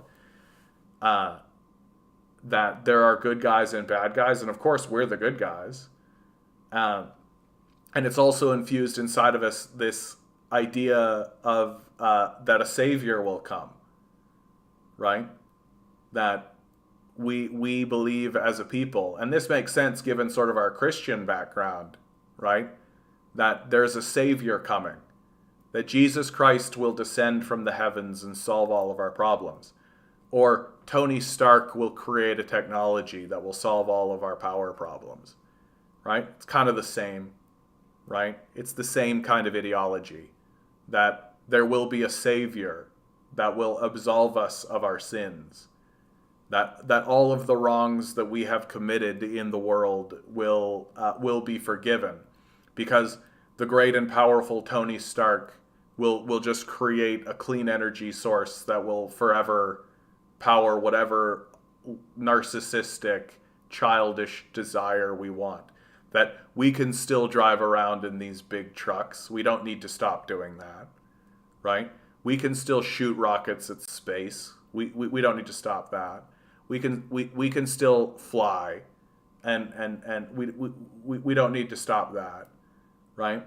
We can still send fighter jets all over the place and send aircraft carriers all over the place. We can still do all of that. We don't need to stop any of that, because Tony Stark is coming, right? That and it's inevitable, isn't it? We're so smart. Like we're so smart and powerful. We're the most powerful thing on the planet, don't you know? Right? Nothing's more powerful than human beings. There's no force greater than human ingenuity, right? Like, so we can just keep doing all of this because Tony Stark is coming, guys. That's the ethos of the modern era. And it's this extremely dark and dangerous ideology that the next generation is going to think is insane. Like, insane on a massive scale. And I worry, like, I think about the way that we shit on the boomers, right? I think about that. And I mean, there's a certain degree of truth to it, right? I try to be nice and try to say, like, okay, but the boomers were the first generation to experience true mass-scale propaganda, right? That, like, television and film propaganda, they were hit with it first. And there's, like, clear, like, they literally ban a plant while smoking another plant. Like, that kind of shit. And I worry that our generation, the millennial generation, are going to be seen as even worse. Because we had a much clearer path to it.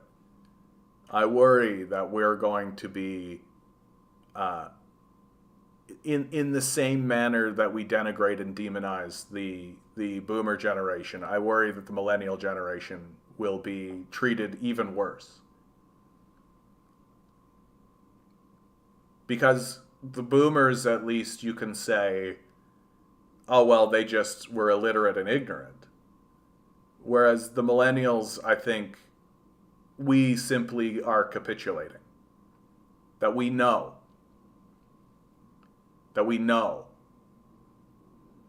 That we're not deluded about it. We're aware that it's happening. And we're just kind of shrugging and being like, oh, well, what are you going to do? Well, we could get to the streets. We could surround the halls of power. We could stop this whole thing from happening. We could stop participating in it. But we're not there yet. Things aren't desperate enough yet. And until such time, we continue the work that we do. All right, I'm going to play this clip. What do we got? I'm going to play this, and I got to go use the washroom, so I'll be right back. Can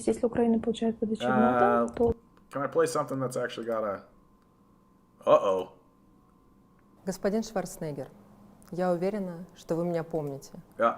В 2015 году на турнире Arnold Classic в США я, 15-летняя девушка из России, установила мировой рекорд, выжив штангу весом 150 килограммов. Вы поздравляли меня, расспрашивали о России, а я плакала от радости. Вы казались мне таким чутким, добрым и умным. Вы оставили мне автограф на рукаве вашей фирменной куртки, и она осталась у меня на добрую память о нашей встрече. Установить этот рекорд, выжать тяжеленную штангу в тот раз было для меня делом чести и огромной ответственностью. Я везла для вас, господин Шварценеггер, письма и фотографии детей воюющего Донбасса, в котором к марту 2015 года я побывала дважды. Да, я не смогла спокойно сидеть дома в Москве, когда Украина объявила Донбассу войну, и когда для моих ровесников с Донбасса школьный звонок означал не только веселую перемену, но и начало обстрела и бомбежки. В каждой школе, где я выступала и общалась с ребятами, я рассказывала в первую очередь о вас, о моем кумире и в спорте, и в жизни. Обычный мальчик из бедной австрийской семьи стал известнейшим спортсменом, затем киноактером, затем политиком. И все это благодаря спорту и целеустремленности. Конечно же, все знали и смотрели ваши фильмы. Я рассказывала ребятам, что весной 2015-го я снова еду в США на соревнования и, возможно, увижу вас. И ребята, обычные школьники из Луганской и Донецкой республик, начали писать письма и слать фотографии с просьбой передать их вам. Они рассказывали терминатору, как живут на войне. Просили помощи, просили самых простых советов. Как в таких тяжелых условиях заниматься спортом, как развиваться, как стать успешным человеком. Ребята видели в вас сильного героя, который, как они надеялись, смог бы их защитить. Я распечатала фотографии, перевела письма, передала вам конверт и сказала: «Арнольд, я недавно была в Донбассе с гуманитарной спортивной миссией». I mean, the entire point here, right? Like, if you ignore the Donbass war, you can say anything you like. I've been saying this all along, right? Like, you can make any claim you like, as long as you ignore the Donbass war, right?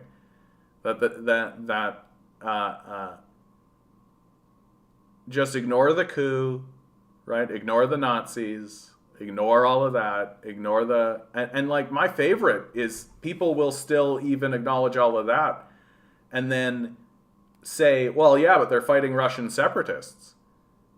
And I literally, like, look at them, and I have said this to people, and it staggers them, right? They don't know what to make of it. Like, oh, so the people of Donbass stood up and declared their independence. You mean like the Americans did against the British? Like, that's basically what you're condemning, right? You're condemning an independence movement from people like the Americans did to the British, right? And they'll say something like, well, the Russians are arming the Russian separatists. Like, yeah, like the French did for the British, or for the Americans against the British, right? Like, that's literally how this works. Like, it's literally how independence movements succeed and how they work, is they get international support and they get foreign support. And like, we're so close-minded on this stuff, and we're so like the Western colonial imperialist perspective is so entrenched in the way that we look at things that we literally can't see the other perspective. We can't see the other side. We can't see what the other person is thinking or how they are, right? And we don't try. Like, we don't try to live in someone else's shoes, right? I've been telling people to go take a look at these China walks, right? Like, I love these China walks because it's absolutely impossible to take a look at these and like think poorly of these people, right? Like, their base humanity just exists here. Like, this place doesn't look like an oppressive dystopia, and the people here don't look like they're experiencing some kind of horrible hardship, or that there's something devastating and awful going on, right? Like, and to believe that this is just propaganda, Like, what are you talking about? Like, what are you even talking about? But we refuse as a people to even reach out and try to learn something about a place that we don't know anything about, while believing that what we're doing is like the manifest destiny, the greatest thing in the world, right?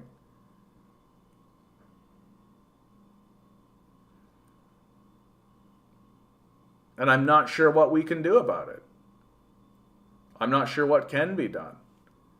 That we're falling into just patterns of hate.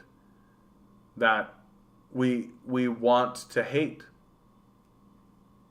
Like we want to. That we view the world with fear.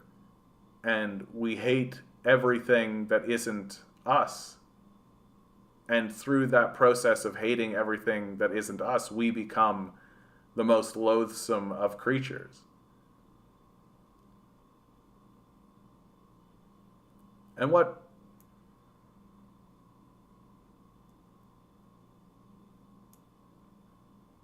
should we do? What can we do? What process can we follow? What rules can we abide by? What system will help us through this period of time?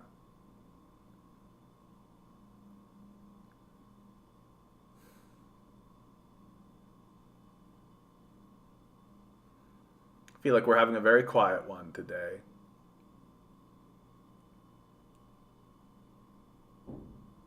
I've been thinking more and more, like I've got my chakra poster behind me here. And today I was thinking about that a lot. That people get caught up on the, what does the girl say? Oh, you mean the video we were just watching? Yeah, sorry, I didn't want to play that through because I know some people are just listening in. So I don't think they could even, I just imagine somebody like listening in and all they can hear is a language they don't understand. Like, and I mean this is a general like condemnation, right? Or just like there's a war going on there and children and school children. You said then Ukraine, yes, I know. Take a look, I'll work on it.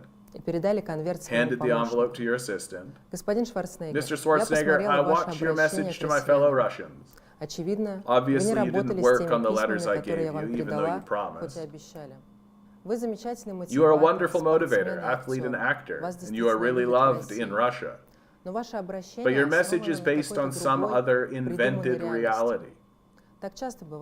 It often happens in the movies, but the truth about what happened, Arnold, is that the letters that have been kept by your assistants since 2015, the true reality, Arnold, is on the Alley of Angels Memorial in Donetsk, where everyone can read the names of children who were killed by bullets and bombs of the Ukrainian army. And the reality is, Arnold, that your Terminator not only did not protect, did not help, did not save the children of Donbass, but did not even read their letters and try to understand them.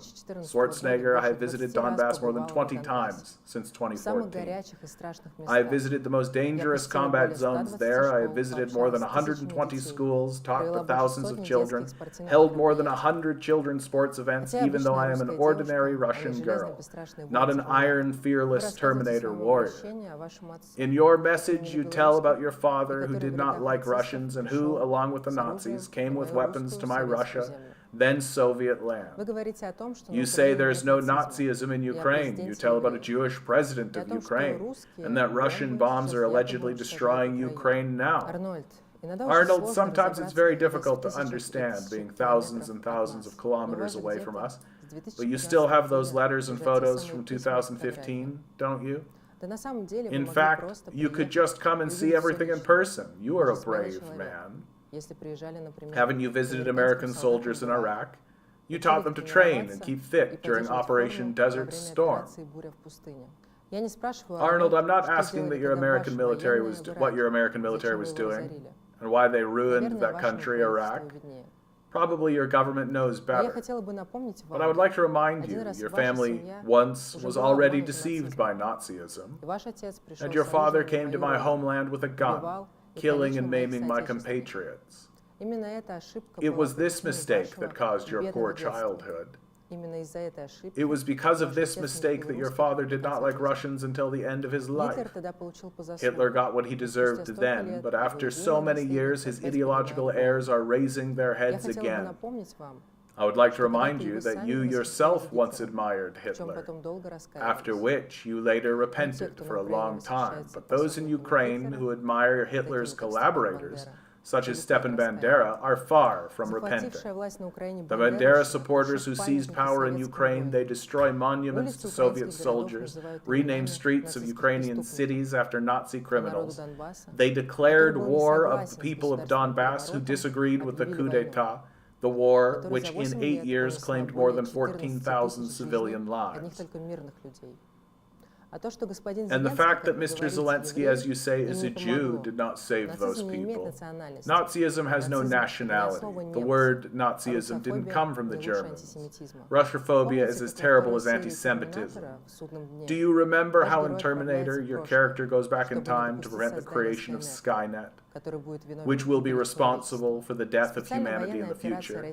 Russia's special military operation has no purpose to destroy the Ukrainian people. It is aimed at the neo-Nazi Skynet, which over the years has completely subjugated Ukraine and was just about to turn into an uncontrollable monster, dangerous for all its neighbors, not only for Russia. Mr. Schwarzenegger, please, first reread the letters that the children of Donbass wrote to you back in 2015. In the very near future, I'm going to visit the Donbass schools again. Arnold, I'm sure it's no more frightful and dangerous there than it was in Iraq. I invite you to see everything with your own eyes. Don't side with Skynet, Terminator. Who knows better that good should be able to defend against evil? Powerful statement. Powerful statement. What's even more insulting is that the video of the Azov dogs holding a family hostage and one of them played the Terminator theme on their piano. Yeah, I saw that. Yeah, I saw that. Of course, Mocked coming in, calling the number, right? David Lynch. I didn't get this one prepared, man. I'm not doing my due diligence to David Lynch, honestly. It's probably why I don't get to pick the number anymore. I'm going to go with a 2. I'm feeling like a 2. Here we go for today's number. 8. It's March 30, 2022. 10 balls. 4 from Harry. Each ball has a number. Each ball has a number. Numbers 1 through 10. Swirl the numbers. Here we go. Not many people in on today.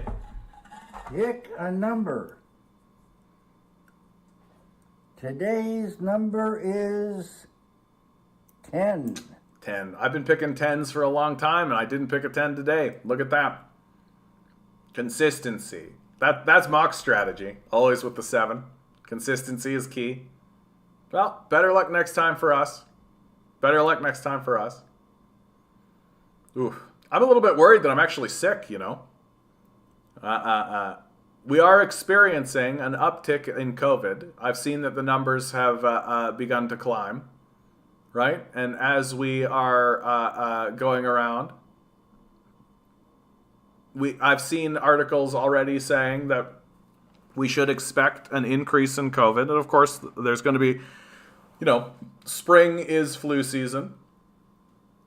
Maybe we'll be in lockdown again by summer. Who knows, right? Who knows? Although I suspect that no matter how bad it gets, that our political class is no longer going to respond.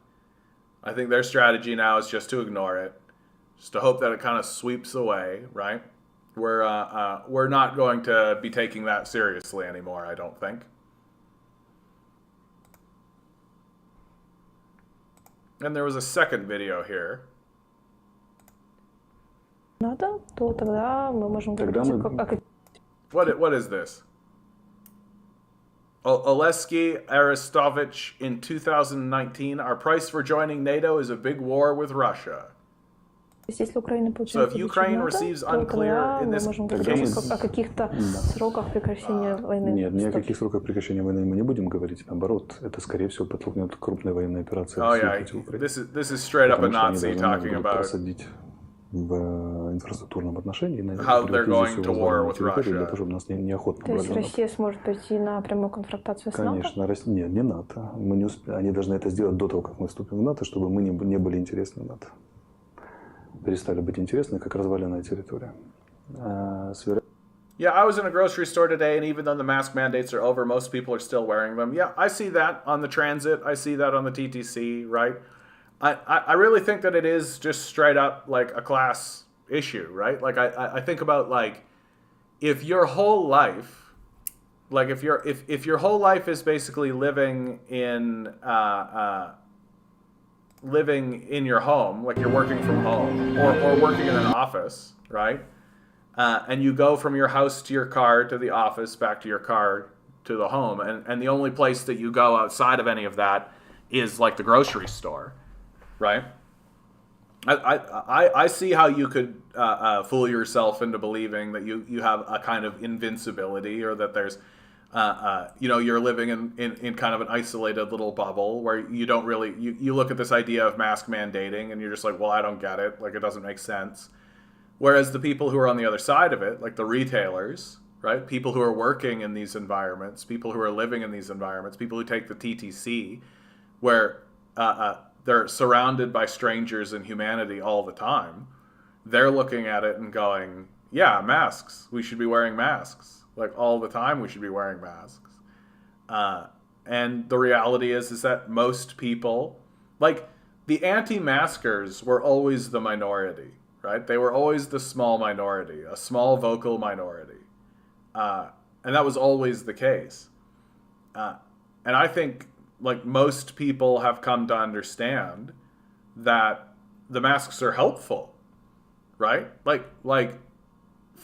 I don't need to be mandated to like wash my hands after I take a shit, you know?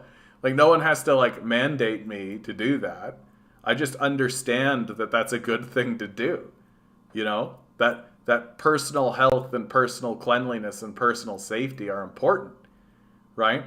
And not even important for like the well-being of my neighbor, although it is, but for my own well-being, I understand that to be the case. And I think most people have put two and two together on this and been like, okay, if I'm going to go out into a public space indoors and be surrounded by a bunch of people during a period of time where there is like a pandemic going around, right? And there's a big crisis happening, I'm going to wear a mask. Because you know what really sucks? Getting sick. Being sick really sucks. It's not fun. It's not entertaining. It's not a good time. And I think the thing that's really making COVID scary for people is that there's this array of symptoms, right? That and it seems like it seems like we don't actually have a handle on it. Like I think about something like the neurovirus that came through, and that didn't kick off this whole like big panic where everybody like freaked out about it. And I think it's because people knew what it was and they knew what it was doing, and it knew who it affected, and they had a good handle on it. Whereas it felt like they never really had a handle on what COVID was doing or what it was capable of doing. And I think people are scared about its high level of transmissibility. People are scared about its... there's a lot of uncertainty with it. So, and we begin to ask like a question, like, did we ever need to get into the mandating? Was the mandating actually that important in the end of it all? I know here in the neighborhood I live in, that they started to try to put in like what's called a vaccine passport, right? That to walk into a business, you would have to like scan a code or something like this. And the people just didn't do it. Like it was really that simple. That's a very late 5, Eric. That's a very late 5. It was a 10. So too late for you, Eric. And that kind of ended it, right? Nobody actually did it. And it's like democracy in action, right? Like you can try to mandate anything you want, but if no one participates and if everybody refuses, well, then you're faced with the problem as the legislator or as the power structure to be like, okay, are we actually going to like enforce this shit? Right? Are we actually going to try to enforce this?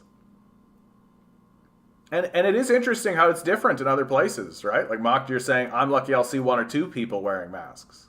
Like, it seems like some communities are just like, yeah, whatever.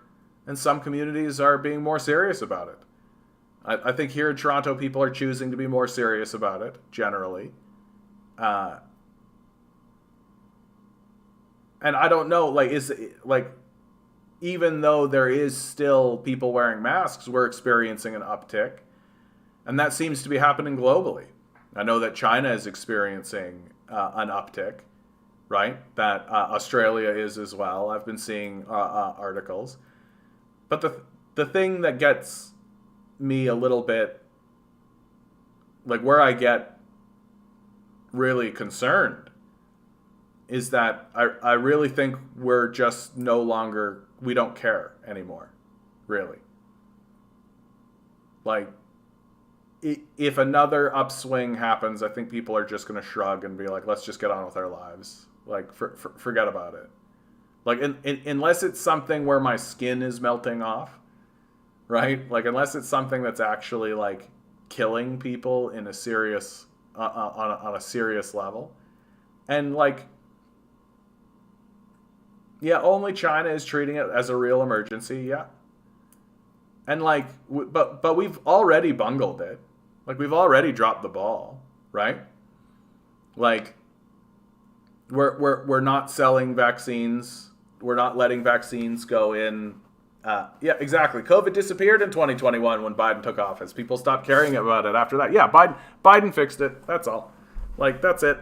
It was only really a problem under Trump, right? Don't you know? It's like that liberal brain rot. And, like, we shouldn't be surprised that people who are, like, rah-rahing for Nazis in Ukraine, who are like, we stand with Ukraine, right? Well, yeah, of course they don't give a shit if a bunch of old people die, right? Of course they don't care about that. Like, why would they? Why should they? Right? Like, oh, well, you know, people I don't know died. Okay. Like, it's the lack of seriousness that is somewhat indicative of our society. And it was being said during the during the COVID period. This is how we're going to treat climate change too. With this kind of just like shrugging, like, oh, well, what are you going to do? Okay, well, everybody show up to work on time. Right? Kim Kardashian saying like, oh, well, nobody wants to work anymore. I can't put 2 and 2 together on it. Although Kim Kardashian actually responded to this, where she walked back on it. She was like, no, that clip was taken out of context. I was talking very specifically about people working in like my business enterprises and all that kind of stuff. And I'm like, it's interesting that she felt the need to respond to it. Shows you that like like how tied to public opinion these people actually are, and like how heavily involved in public relations all of these people actually are. Honestly, like one of the big reasons why I say like we've got to surround the halls of power, like we've got to push on this, is like, sure, there's the aspect of like redrawing the Constitution and all of this, but like we have to start making a fuss. Like, we have to show these people that we actually care about this issue in a serious way. That they're not responding. Like, they're not responding rationally. And I think they're not capable of responding rationally. And so we've got to start scaring them. It's the only thing they're going to respond to. Like, they're not going to respond to reason. They're not reasonable. They're not going to respond to... they're not going to respond to... empathetic cries. They're not going to respond to well-written articles. They're not going to respond to any of that kind of stuff. That the only thing they're going to respond to is a legitimate threat to their power. Like that's all that's left. They're not capable of responding to anything else. And if thousands of people started to surround the halls of power, that's a legitimate threat to their power. Like, because the concern is always, like, we could just come in there, right? We could just come in there. Like, when Nixon was faced, like Nixon, the last liberal president, right, passes the Environmental Protection Act, like this kind of liberal legislation that, well, that was done because there were thousands and thousands and thousands of people outside his door. And we actually have him on record saying to Henry Kissinger, these guys could just come in here. Like, they could just come in here. What do we do? Like, what do we do if they just come in? Right? And because people did that, they got major concessions. Now, of course, those major concessions have all been clawed back, and they've been clawed back because capitalism itself is the demon, right?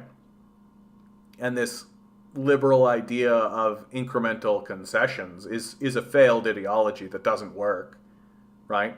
It might work in the short term, but in the long term, it leads to total devastation. And for all the reasons that you think, like, cut a liberal, a fascist bleeds, that kind of thinking, that kind of thing. And if we don't actually begin to gather in serious ways to confront these people, and I'm not talking like a march, right? Like it was Malcolm X that pointed this out, that if all you do is go down there and march back and forth, right? They'll applaud you. They'll happily applaud you, right? They'll clap their hands and say, "Oh, what a show you've put on, and oh, you've really stood up for your rights. And the great thing about America is that everybody gets to voice their opinion and all of this kind of stuff." So they don't consider any of that a legitimate threat. They don't care, right? And especially people like, you look at Doug Ford, right? Like, well, he knows that those people aren't voting for him anyway, so why should he do anything about it? Right?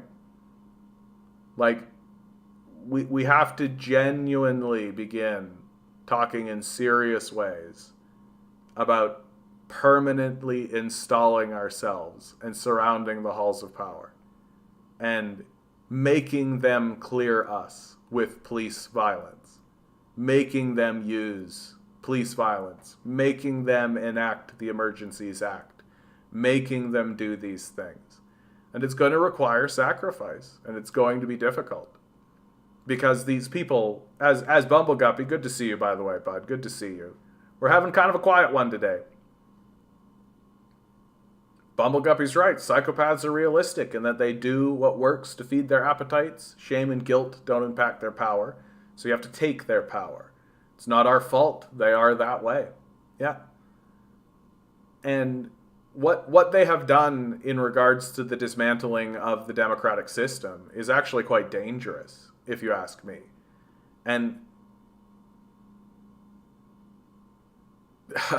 I got back from the dentist feeling punky. Oh, that'll do it. Nothing quite makes me feel like I'm truly alive like having somebody drill into my skull. Anything serious? Reminds me of John Taffer walking back on his comment in regards of unemployment. His statement was, "We starve military dogs because hungry dogs are obedient dogs." Then say he apologized for his statement. Yeah. Like, that's the kind of thing that, like, in the era of Marie Antoinette would have people fucking destroyed, right? But we can just say that shit today and just be like, "Oh, sorry," right? No, just a deep cleaning. Feels like I got punched in the mouth. Yeah, that'll do it. That'll do it. Right? They're like scouring your gums. They like take a knife and cut your gums and then say, "Oh, your gums are bleeding." I'm like, yeah.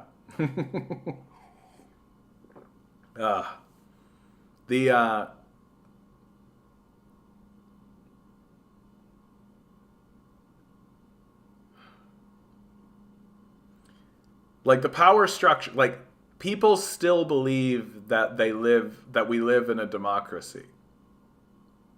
And this is something that I've been seeing a lot, that people are pretending like this is a democracy. And it isn't. It just truly is not. That the power structure needs to respond, certainly, to the populace. Like, it can't just ignore it. But it seized control of all of the political parties that exist and works as hard as it can to ensure that no political power can actually arise within the halls of power. And it's done that through finance capital and through erecting systems. Like the most overt iteration of this is what's gone on in the Democratic Party, right? Like the superdelegate system is like, it's the end of democracy. Like there's no other way to describe it. That everybody could come together and vote for a candidate to be the leader of the Democrats in the election, and the superdelegates could basically just shrug and say, no, that's okay. Do you think that democracy has become a narrative talking point to instill an artificial coping mechanism for the oppressed? Absolutely. Absolutely. Like, people want to believe that we can just vote our way out of it, that we can just talk about it, come to a consensus, agree upon what should be done, vote for people, and those people will actually implement the demands of the populace who are voting for people for those reasons, right? They want to believe that their country is structured that way, and it isn't. And moreover, it never was. Like, our country, Canada and the United States, right? The power structures exist to allow the wealthy to negotiate with one another about how to split up the spoils. And the populace itself, the workers, are part of that negotiation, right? And one of the great delusions that we live under is the idea that job creation is somehow a benefit.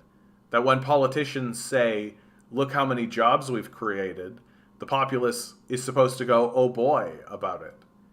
That we literally sell our resources and our land and our toil to this class of psychopaths, and we're supposed to clap for it. Like, it's a grotesquerie. It's a freak show. And people don't want to think that they're the bad guys. Like, and that's at high levels, right? Like, the Germans didn't want to believe that someone like Adolf Hitler was the bad guy, right? That they saw themselves, and you can read their literature, right? They saw themselves as enacting the true German vision and for fighting back against the oppression that they were experiencing post World War I and all of this, and and everybody wants to believe that they're doing good, like the Americans, right? Where have they landed in regards to the atrocities that they're committing in the Middle East? Well, yeah, we've done bad things, but it's in the name of attempting to do good, right? So we're just bumbling idiots. We're not a narcissistic, psychopathic evil, right? We're just stupid. So that's the concession that they're willing to put on the table, right? And part of that is the populace believing in the democratic structure, which is why the powerful always say, like, If you really want to change things, vote. Right? If you really want to change things, vote. That's always the solution. Get out there and vote. Start voting. Right? That's not actually going to enact meaningful change in the society because the structures have been co-opted. That the popular will of the populace is simply completely ignored and subverted. And there's no other solution left anymore. And it's as JFK said, those who make peaceful concession impossible make violent revolution inevitable. I think that's a misquote, but you understand the point. And I certainly am not advocating for a violent coup, like the attempt that was made in January 6th. But I have to be frank when I say, like, I understand why it's occurring that way. I understand why people want it to go down that way. I understand why there are people who are advocating it. And should it occur in the United States, I understand why people are doing it. Like, the democratic structure doesn't represent the people any longer. It's just vanity projects at this point, right? It's just straight up vanity projects. And the corporate system will happily allow the most reprehensible people into the power structure so long as they abide by the corporate power structure. You see that with this upswell of Republicans, right? That they're basically reenacting Jim Crow legislation, attacking trans people, attacking the gay community, right? Literally, we have like a senator in the United States saying that trans people should be killed, right? Like, these sorts of people are acceptable in the corporate power structure because they abide by the only rule that matters, which is the wealthy should be in charge, right? That the rich should be in charge. And someone like that is perfectly permissible, and we don't need to do anything about it because they're following the rules. Whereas someone like Bernie Sanders, well, he needs to be prevented. Like, he can exist as long as he plays ball and votes along with the Democratic line, but should he actually strike for any meaningful power to be able to put any meaningful change into the system that works against the corporate power structure? No. We have superdelegates to prevent it. We're not going to abide by it. And the culmination of all of this in the United States and Canada is eventually the oligarch class will simply rule openly, right? That the whole edifice of the democracy is going to be done away with at some point, right? That eventually the populace, like, I mean, what is the structure doing for us? What is it actually enacting? And it's far worse in the United States. Like, if I'm living in, like, California, I'm really asking a question of, like, why am I paying these federal taxes? What am I actually getting for these taxes? Literally half the budget goes to the military. And what is that achieving? What are we gaining from that? Right? How can people work after going from one horrible job to another? Isn't the inevitable outcome PTSD? Yeah. And I think we're seeing like a lot of that kind of like mental exhaustion. I was talking earlier about how this is psychic damage we're taking, right? But it's worse if we're alone. And the reason why it's psychic damage is because the society alienates us and destroys us. Right? That we are just a commodity. Our base humanity is completely dismantled and completely destroyed. Yeah. Most of us start a business and escape capitalist hierarchical relationships at least as much as possible. But I still have to fix my own cars. Well, and this becomes the sad reality of what it is to be a person. Like, I'm as guilty as this as the next person, but like, we are just working in the hopes that the terrible outcomes of capital don't apply to us. That we see how it's victimizing people, and so we're working to try to make it not victimize us so much. Great opportunity to say like, share, subscribe. I think about donating $1 to the cause, right? This I got bills to pay. This channel is limping along, but we're all working it out, right? And if you guys want leftist voices in the conversation, hit the dollar bill.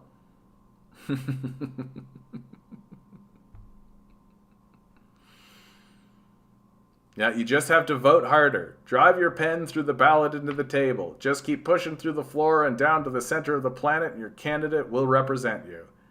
I mean, Noam Chomsky had a great thing on this. Like, he pointed out straight out, like, what the public wants never gets enacted, right? Like, the political class does not respond to the demands of the public anymore. Like, everything is about maintaining corporate power. And if you try to get into the power structure, and I mean, for goodness sakes, like, the systems are designed so that only the wealthy can get into the power structure. And it costs a lot of money to run a campaign, right? And in Ontario, it's getting way, way worse, right? That one of Doug Ford's initial actions was to reduce the amount of ridings, right? So you have like ridings here in Ontario that have as many as 100,000 people in them. Well, you're asking people to try to convince 100,000 people to vote for you. So basically you're saying that it's only people with enough wealth and clout to be able to even talk to these 100,000 people to sway them to vote for you. So we've structured the system so that it is only the wealthy who can participate in it and be successful in it. And in the United States, it's explicit. Like, the entire point of the U.S. Constitution is to prevent voting from mattering. Yeah. Well, and if voting mattered, they would get rid of it. Right? Like, that's why they're trying to funnel as much energy into it as they possibly can. And previous generations understood this. Like, why do you think they surrounded the halls of power? What do you think the free love movement was all about? Like, what do you think happened under FDR? Right? And we had a little glimmering moment of that here in Toronto not that long ago. There was like 100,000 people in the streets at one point about the climate change issue. And of course, the mistake that the populists made is that we all did that and then went home. Right? And then the liberals immediately like declared a climate emergency and then did fuck all. Right? And the reality is what we need to do is we need to take that energy, right? 100,000 people in the streets, and we need to walk down to the Parliament building and camp there. And say to these people, like, no, we're not participating in this any longer. Because it's completely going to destroy us. Bumbleguppy with the $5 donation with the bread. Thank you, sir. I appreciate that. I really do. I really do. Like, the rent is too damn high. Have you noticed? Have you noticed? I do start to think to myself, like, maybe being homeless isn't going to be so bad, you know? I think the worst part about it is not being able to have like an internet connection, not having electricity, right? But like having a tent, like I've camped before, and the amount of money that I'm making from this channel from Patreons could pay for food, right? It's the goddamn rent. Like, what the fuck is up with that? And this idea that our MPs are also property owners, like, if anything should convince anyone that this whole system is corrupted, it's that the people who are your legislators also own properties that they rent. Like, that's by definition corruption. So they're as incentivized as they possibly can to constantly raise the rents. And they're the ones that are writing the laws, for God's sakes. Like, we have to confront this. It's got to be confronted. My senior mobile home park formed a co-op and bought the park, so my rent is kind of high, but it's stable now, so it won't go up every year like it has been. Yeah, that would be nice, right? Even just stable rent would be nice. Like, we're really like what are people supposed to do? You know? Like 60% of Canadians are saying that they're struggling to pay the bills. 25% of them say that they're not going to be able to pay the bills. Like, this is an enormous crisis that we're faced up against. And in my view, it's the reason why the NDP can't get any support.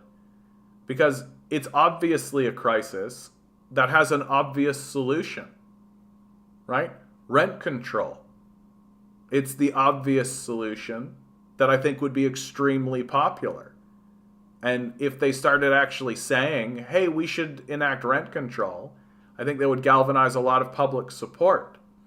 But they don't want to do that, right? They don't want to do that because it would mean that they would have to do rent control on their own properties.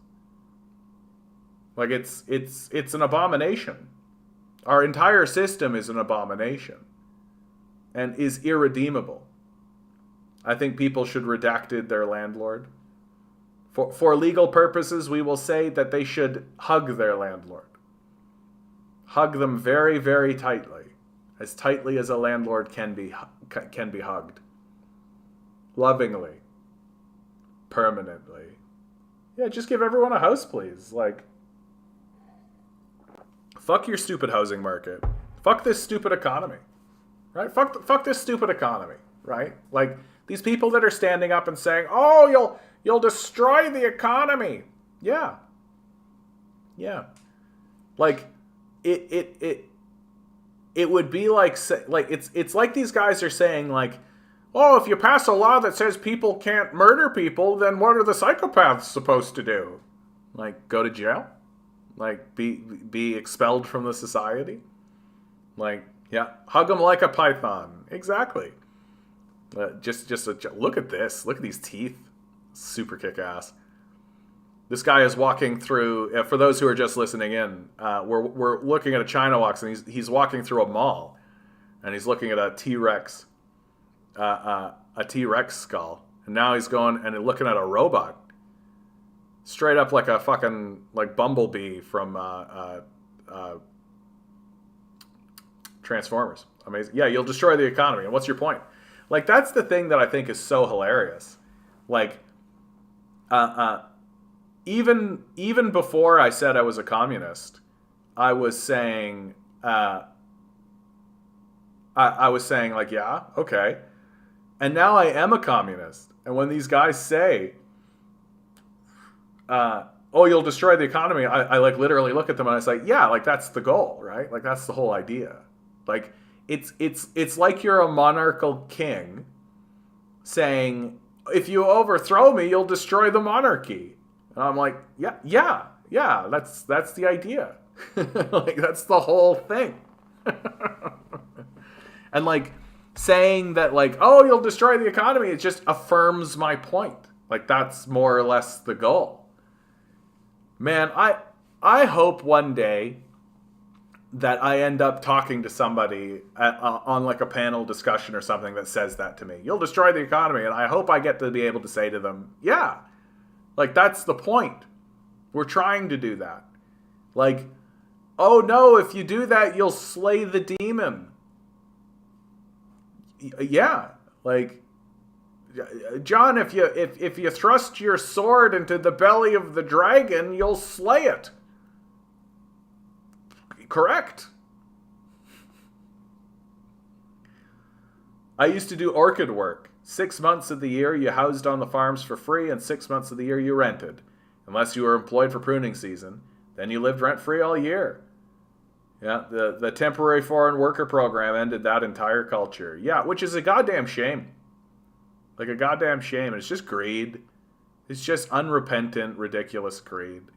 Like, there are ways that we could structure this whole thing so that, like, everybody could be involved in the workforce. Everybody could be involved and do the work to the degree that they have to. Like, so much of our work is so pointless. Like, the whole financial system is just so fucking pointless. Like, it's just shifting paper around. One obvious reality that so many people can't seem to wrap their head around is that economics is a social science, not a practical science. Well, and Bumbleguppy, I think it's far worse than that. Like, I think it's far, far worse than that. Which is that the entire system has been co-opted by this religious ideology that's not invested in any reality at all. Like, it's created this false ideology, it's created this false narrative that simply doesn't reflect reality at all. And how do you know that's the case? Right? What's the real proof that you need to look at to see that that is actually the case? And the capitalists know it. That every university has an economics department, right? That preaches this failed religious ideology of neoliberalism, right? The idea that, oh, if we give all the money to the billionaires, it'll trickle back down into the economy, which is false on the face of it, observably and provably false. There's literally no backing for it. But the capitalists themselves are aware that this is fraudulent. And how do we know? Because they erected business schools, right? What's the point of a business school? What don't you have an economics department?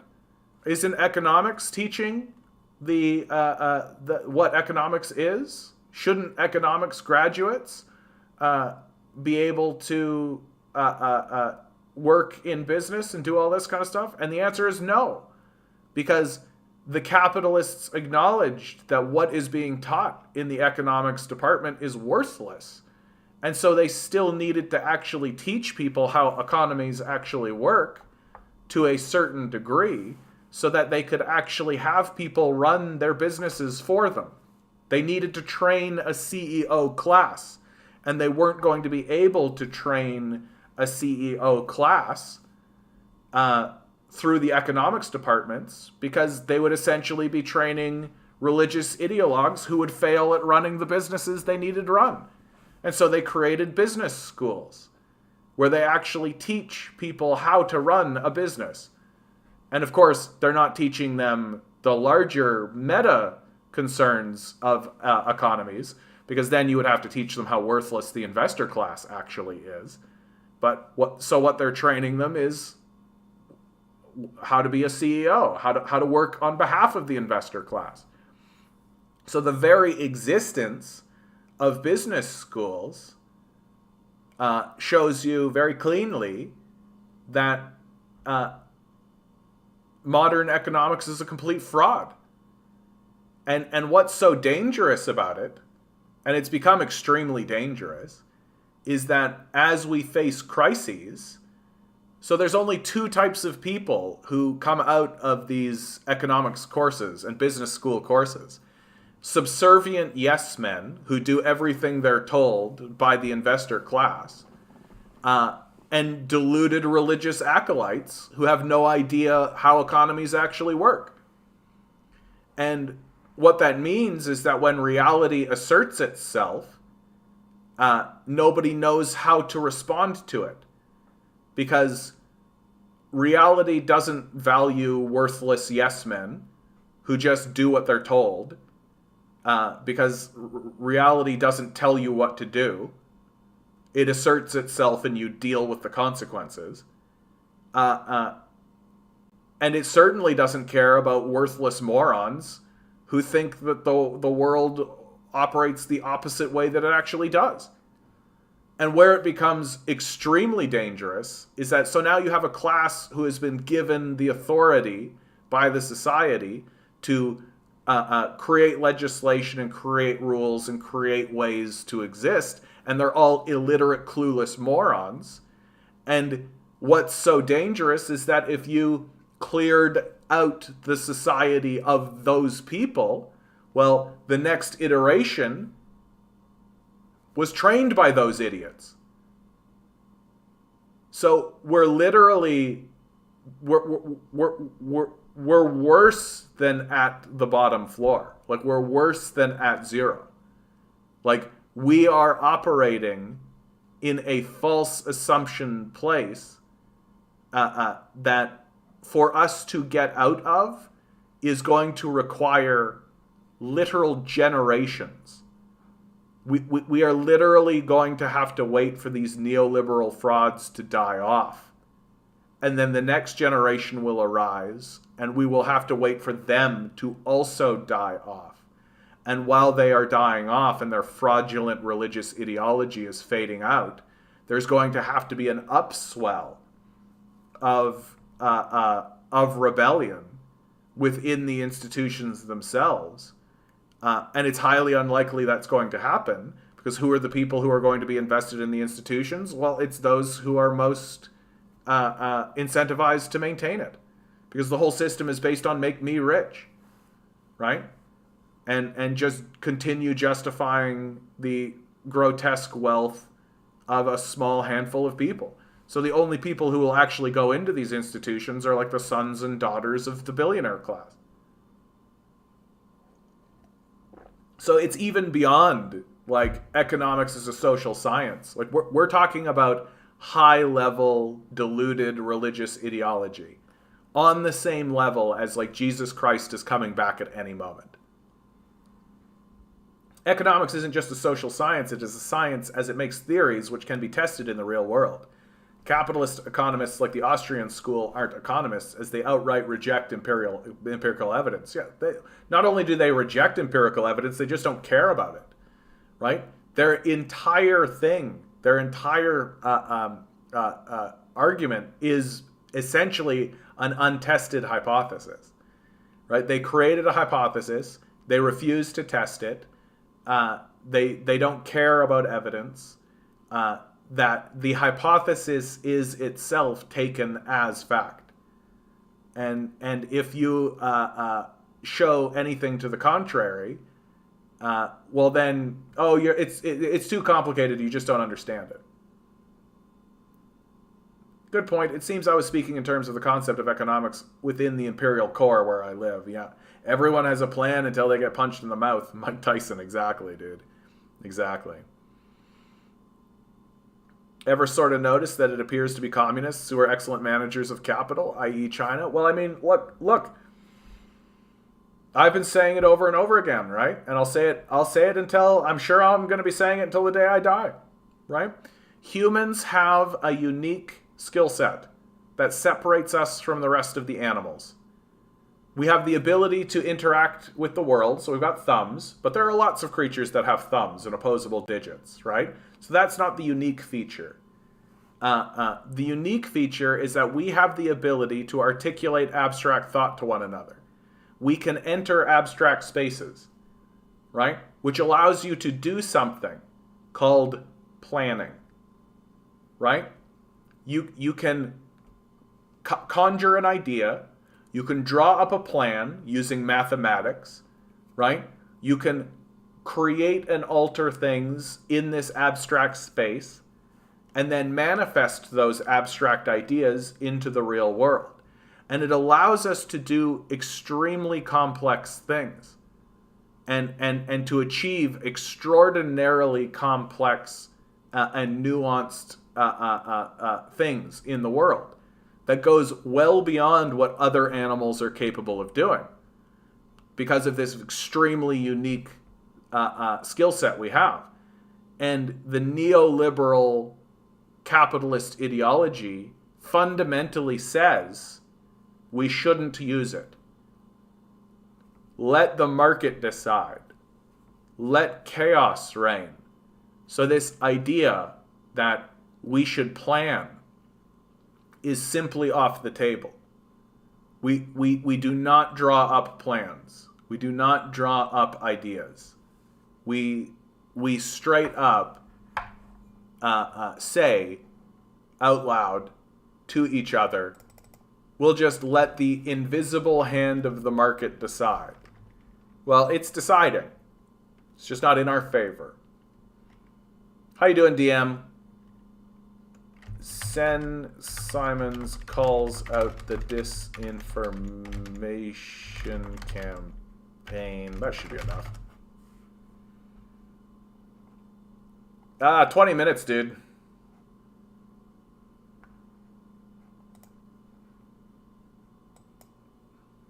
I rise today to speak to Bill S-233, an act to develop a national framework for a guaranteed livable basic income.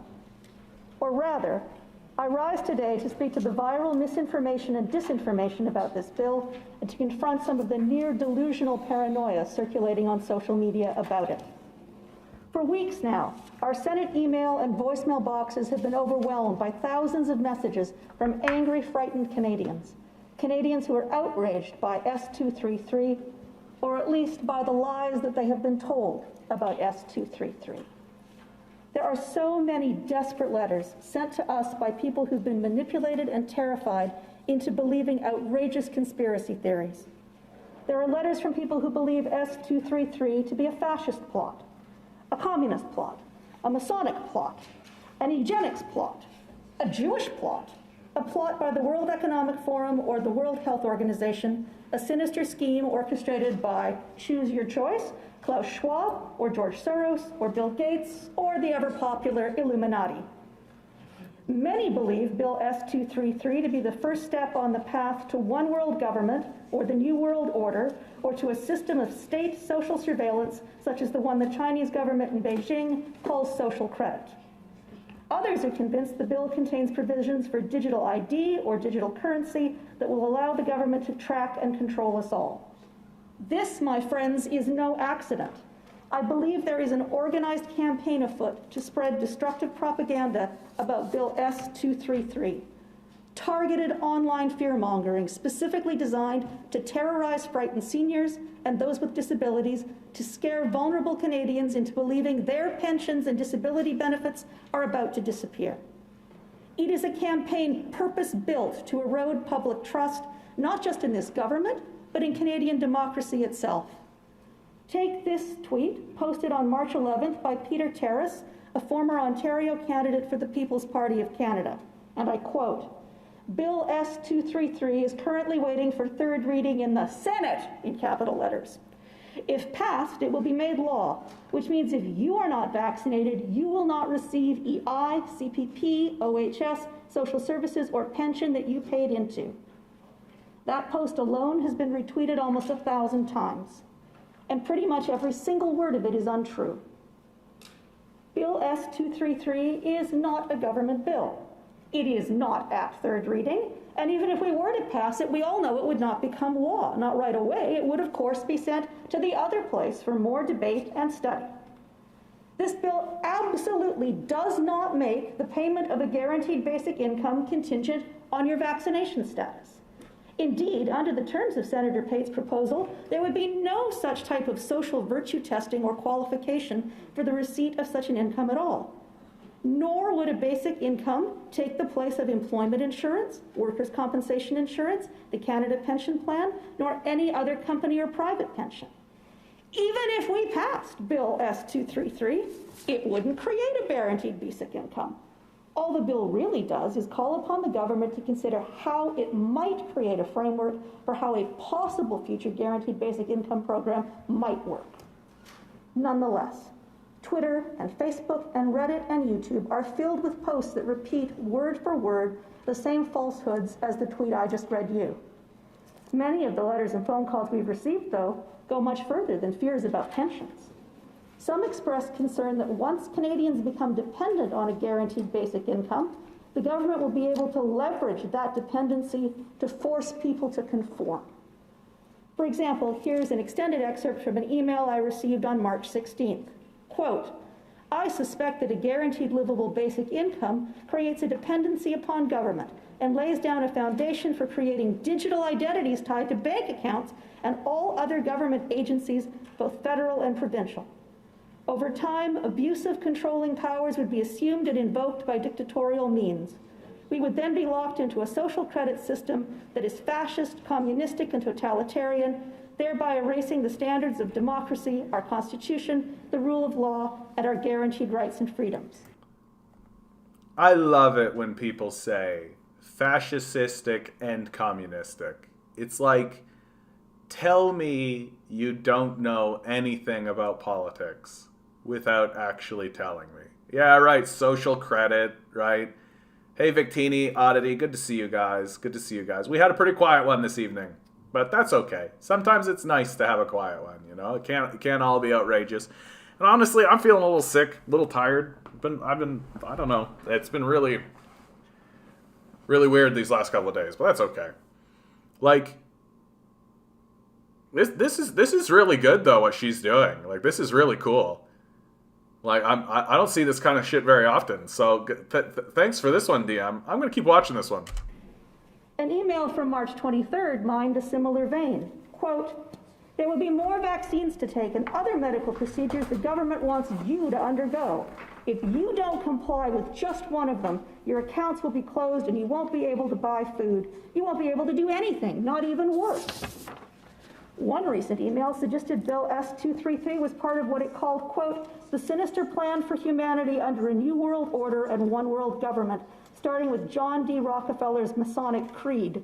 The letter went on to link Bill S-233 to a long-term worldwide plot that included the assassinations of Martin Luther King and John F. Kennedy.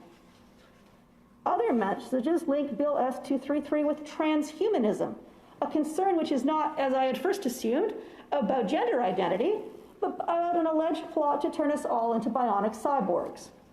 Quote, the transhumanist war has begun. We are now experiencing the long-awaited planning of the sociopathic elite as Klaus Schwab unleashes a world domination plan with the intent of changing the face of humanity forever, said one.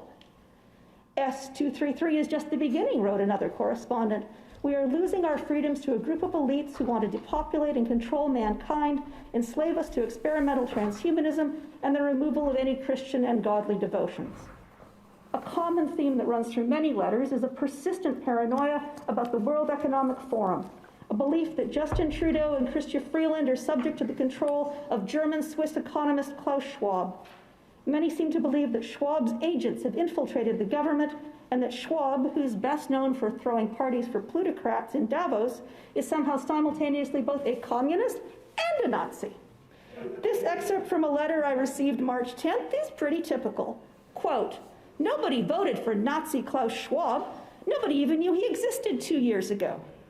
He has nothing to do with Canada or any other country.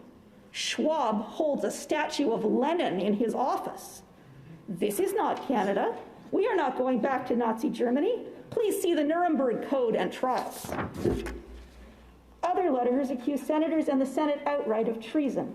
Quote, this is Canada, not North Korea, not Russia. You are employees of the people, not employees of the WEF or the WHO. Yeah, because wealth is virtue, exactly, am I right? What she is describing here, by the way, is a major intelligence victory for the capitalist death cult. Like, as you listen to this, right? And let's be really clear about something. There is no there is a cabal of billionaires who are working to try to manipulate world events. You can see them in the Business Times, right? Like they're very open about it, right? They're very open about it. And they outright say that they operate for the good of mankind, right? Like, it's very clear. But no one actually controls what's going on. So, like, take the WEF, the World Economic Forum. Right? Everybody's acting as though it's like this is the ruling class, and they're doing it's like it's rich people getting into a room with each other, with politicians, and talking about the world, and talking about what they think, and talking about this kind of stuff, which they've been doing all along, right? That's always happened. It's never not happened. But the idea that this is like actually controlling world events and all this kind of stuff, like this is something that I think about a lot. It was Terence McKenna really convinced me of this. A brilliant man for sure. I don't necessarily agree with everything said, obviously, but this I definitely agree with, which is no one is in control of this thing. That we are deceiving ourselves completely if we believe that anyone is actually controlling any of this. And woe be to those who make the attempt.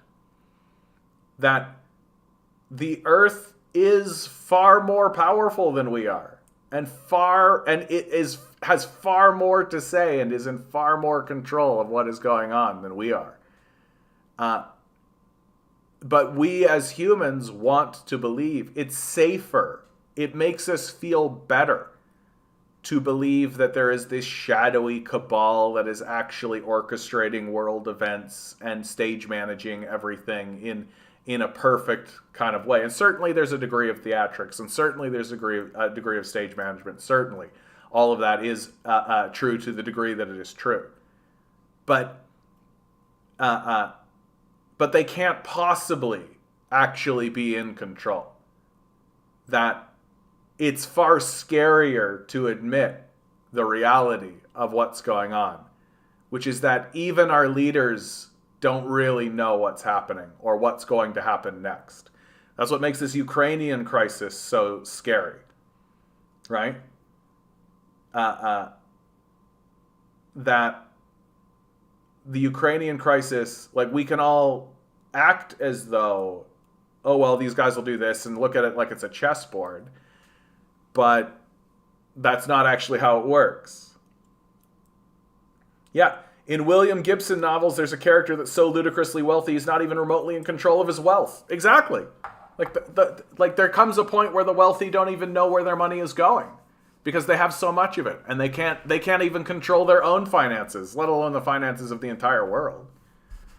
Which, in my opinion, is a good argument for why we should really limit how much wealth an individual has. Because individuals can end up doing massive amounts of damage just on accident, right? Through their sheer stupidity or inability. Canadian senators are appointed for life, no hearings to confirm them, no expertise required other than the PM's whims, parasites. I have actually spoken to people who are in favor of this senatorial system, and their argument is that once you're appointed to the Senate, you're no longer beholden to the whims of political campaigning.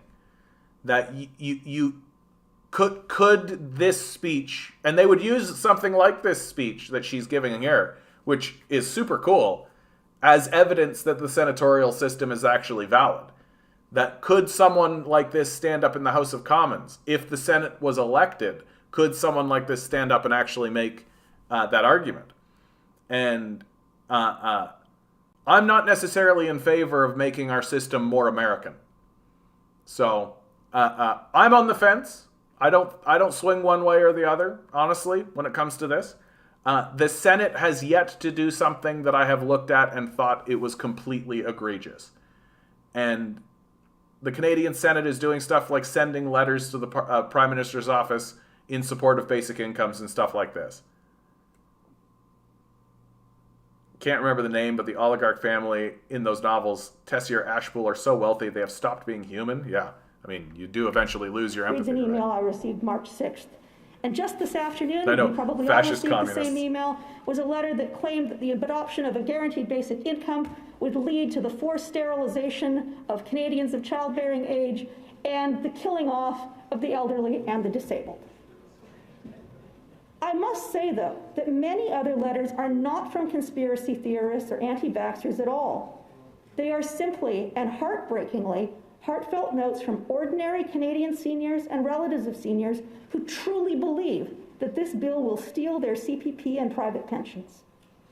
As senators, we're all used to receiving angry letters and calls, but this campaign is qualitatively different. 3 years ago, my inbox was full of very angry mail about bills C-69 and C-48. But even when some of those concerns were hyperbolic, exaggerated, they were based on fact, on the actual content of those bills. The campaign against S-233 is something entirely different. It is a shadow war, concocted and orchestrated to protest something that doesn't even exist. Now, some of you may worry that by reading these letters into the Hansard record, I'm giving these theories undeserved attention. But we cannot ignore the elephant in the room. We must call out these myths and lies. So let us be clear. There is nothing in Bill S-233 that would require any Canadian to be vaccinated or medicated. There is nothing in Bill S-233 that relates to digital ID or digital tracking or digital currency. There is nothing in Bill S-233 that is in any way akin to the Chinese social credit surveillance model. Senator Kim Pate, who has spent her entire adult life advocating for the civil rights of the vulnerable, the marginalized, and the forgotten, is not an agent of Klaus Schwab. She is not part of a globalist elite, nor a Davos hobnobbler. And as her long record of public service attests, she is the last person who'd ever want to see a single Canadian lose a pension or a job, and that's why her bill does nothing of the kind. Also, I'm pretty sure I can attest personally that Senator Tate is not hell-bent on turning us all into cybernetic transhumans. I'm right about that, yes? Yeah. I gotta tell you, I wish we were hell-bent to become cybernetic transhumans. Let's go. Right? Like, I am not down for downloading my consciousness into a robot. I actually think that would be like a hellish reality, that we would immediately want to kill ourselves. And that's what we would seek. We would seek our immediate destruction if we attempted to do that. But I'd be okay if my arm was a robot arm, right? Like if somebody walked up to me and was like, hey, John, I'm going to take your arm off and put a robot arm on. Are you down? I'd be like, let's go. Fuck yeah. Let's go, Brandon, man. Let's make it happen. Like, that's the kind of transhumanism that I'm talking about. Like, I am down if, like, components of me, like Jean-Luc Picard's heart is a robot heart. I'm like, yeah, let's go. Let's fucking go, man. Like, I'm in. Let's like, we're already somewhat quasi-cybernetic. Like, these smartphones are somewhat cybernetic. Although you could make a pretty serious argument that says that all of this social media and this connection to these sort of sources is making us go insane, right? That we're losing our sanity a little bit over it. Because we're monkeys, man. Like, we're monkeys. This is the thing that I think people don't want to admit and don't want to face. Like, we're not that different from apes. Like, the reality that we have erected around us is, I said earlier, like, we have the ability to enter an abstract space and then manifest that abstract space into reality. And I believe that the universe that we're in right now, that the world that we've created through this process, is one of entering that abstract space and manifesting things into reality, but unconsciously. That we haven't done it on purpose because we don't want to understand or admit the process of how things actually are generated in the world. And so everything that is being generated in the world is being done by happenstance and through nobility and through excitement and interest and hype. And that no one is actually seizing the actual process of it and asking very basic skeptical questions of what's going on and saying, is this necessary? What is this going to do to us? Shouldn't we contemplate the effects or the impacts of what this is going to do in our reality? That it's all well and good to get hype and excited about it, like the new iPhone 12 or whatever, in the abstract space. But when we manifest this into our reality, is it going to have profound effects? Shouldn't we contemplate, consider, and plan about these sorts of things? But it's not the world we live in, right? We don't live in a world where we plan, where we create ideas that have any long-term sustainability. Everything surrounds this concept of consumption, that we just imagine something, manifest it, consume it, and throw it away. And we just constantly are in that state. And eventually reality itself is going to be like, hey, I have an idea. Maybe not so much. Maybe not so much.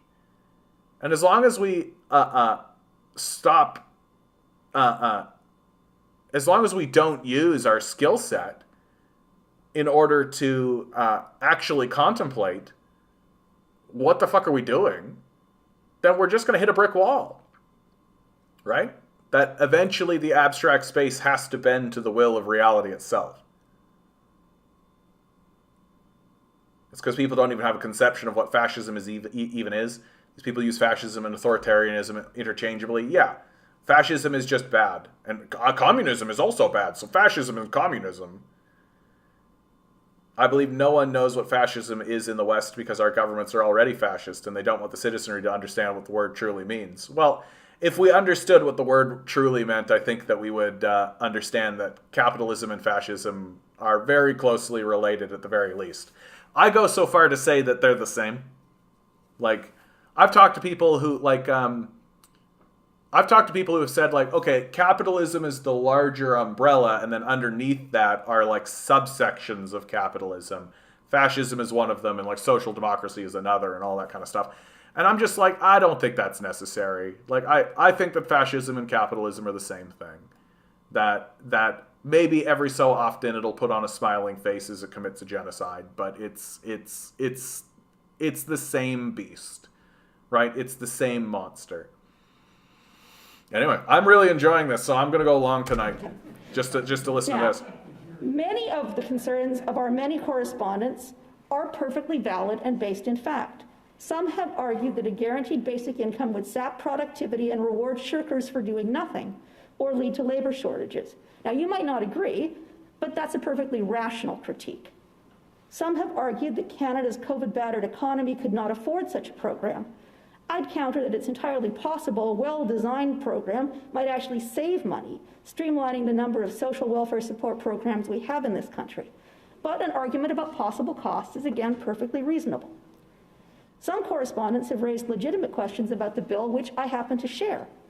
The bill proposes to extend a guaranteed basic income to those 17 and up. And while I understand the logic of supporting emancipated teens or teens who fled abusive families, most 17-year-olds don't need a basic income.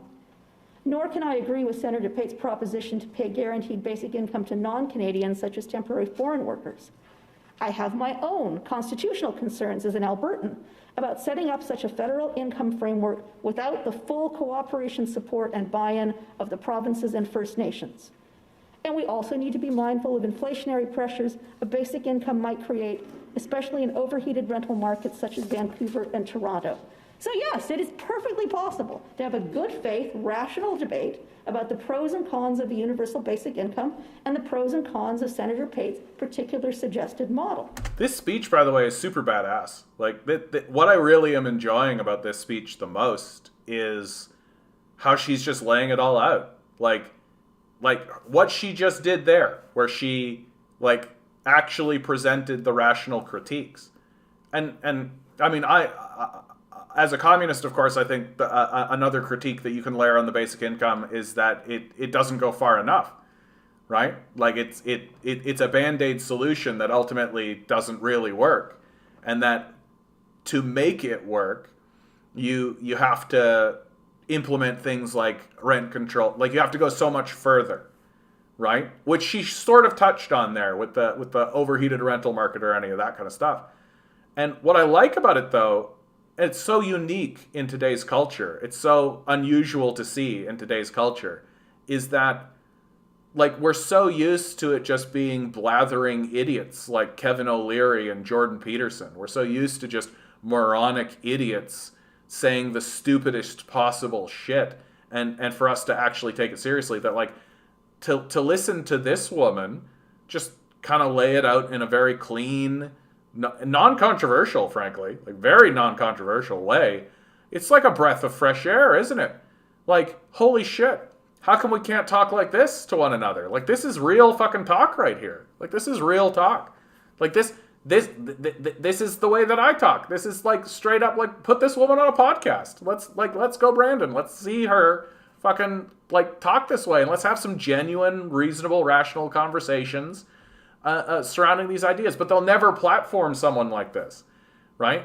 Because nobody wants reasonableness, right? That's not what sells. That's not the clickbait, right? Yeah, like you said, John, Marvel baby brain. They believe they're on the side of this vague ideology called freedom. Fascism and communism are pegged as the thing that's against my freedoms. Yeah, and what's crazy is that freedom is defined as selling yourself to a market dominated by billionaires. That's what's insane about the conversation right now. That freedom is subserviating yourself entirely to oligarchs. Like, that's the insanity that we're under today. Like, and it's unbelievable. I'm not fascist, so my country can't be fascist, so fascism must be communism. Toxic syllogisms abound. I think you've nailed it, Bumbleguppy. Right? You're not fascist, so my country can't be fascist, so fascism must be communism. I love it. That's something like Zap Brannigan would say. Well, I'm not fascist, so my country can't be fascist, so fascism must be communism. But it is next to impossible to have that debate while Canadian citizens, especially seniors and those with disabilities, are being subjected to a relentless campaign of online psychological terrorism. Dude, I hope she goes into it. I hope she's like, who's causing the psychological terrorism? Let's name names. Name names. I've tried to use Twitter and Facebook to dispel the myths about this bill. I've tried to answer letters from people who just seem honestly confused. One woman I'll call Missy was so frightened by what she'd heard about Bill S-233, she told me she was thinking of leaving Canada. After I explained what S-233 actually said, she thanked me. You have truly helped me, she wrote back. I will do my best to spread what you have told me. It's scary how convincing this can be. I admit I fell for it and fed into it at times. She added, it's scary to live in fear every day. And that, of course, is the point of this whole disinformation campaign, to create fear and distrust, to keep people scared and vulnerable, and to erode our social contract and social fabric, our confidence in our fellow Canadians, replacing it with suspicion bordering on paranoia. The purpose of this strategy isn't to defeat S-233, which has only the smallest chance of becoming law anyway. No, it's to whip up a hysterical frenzy to convince ordinary Canadians, decent, caring Canadians like Missy, that their political leaders and their political institutions are not to be trusted, and then to trick and con ordinary caring people, just like Missy, into sharing this fake information with their families, their faith communities, or their friends on Facebook. Rebutting these insidious campaigns is not easy. Although I did connect with Missy, I had less luck with a more recent correspondent. She wrote to me this weekend that she could not sleep over her fears that Canadian seniors would lose their pensions. When I tried to explain that S-233 just wouldn't do that, she accused me of gaslighting her and demanded that I never contact her again. In her excellent essay published recently by The Line, conservative strategist Melanie Paradis coined a perfect phrase for these corrosive disinformation campaigns. She called them thought scams. She likened them to those Nigerian prince letters we all used to get, which tried to con us out of our money. But these thought scammers aren't primarily interested in getting rich. They are interested instead in stealing our faith and our trust, in stealing our Canada. And if we too fall prey, if we start demonizing our political opponents, portraying them as treasonous and corrupt, then we forfeit our ability as senators to have any good faith debates over vital public policy questions. So today, my friends, mes chers collègues, I am asking you to join me in standing up to the thought scammers. I ask you not to give a wink or a shrug or a smirk when you see one of these thought scams spreading because you think it might help your side or your team in the short term. I ask all of us here to stand united today, not in full-throated support of Bill S-233, but in united support of truth, of reason, and of Canadian democracy itself. We in the Senate of Canada must stand as a bulwark against the tide of lies. We can, and my friends, we must. Thank you, merci, and hi hi.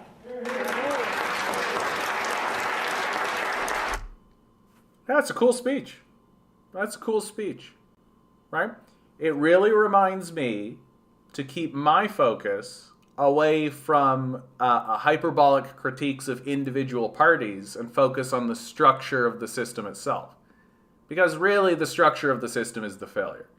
Like, that the system will always generate failure for the Canadian people because it's designed to do that. Like, you just take a look at the Conservatives, the PPC, the Liberals, the NDP, right? They're all capitulated, right? There isn't a party that exists in Canada that is interested in representing the needs of the Canadian people. And even this senator is standing up and saying, like, yeah, this basic income legislation it's very unlikely that it's going to become law.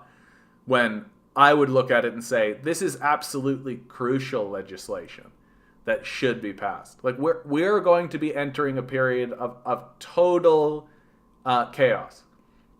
Like, even if we actually begin confronting climate change, it's going to be total chaos, right? So, and if we don't begin confronting it, which I suspect we won't, it's going to be total chaos. So, it's homelessness and poverty and ridiculousness for everybody, no matter what. And, of course, a Canadian senator is going to, like, in an abstract sense, be concerned about those things. But in reality, like, she goes home, right? She probably lives in a mansion, right? Drives a big car, right? All of these sorts of things. You know what, man? There's more to this. Let's go. Clap, clap, clap. We're actually out of time.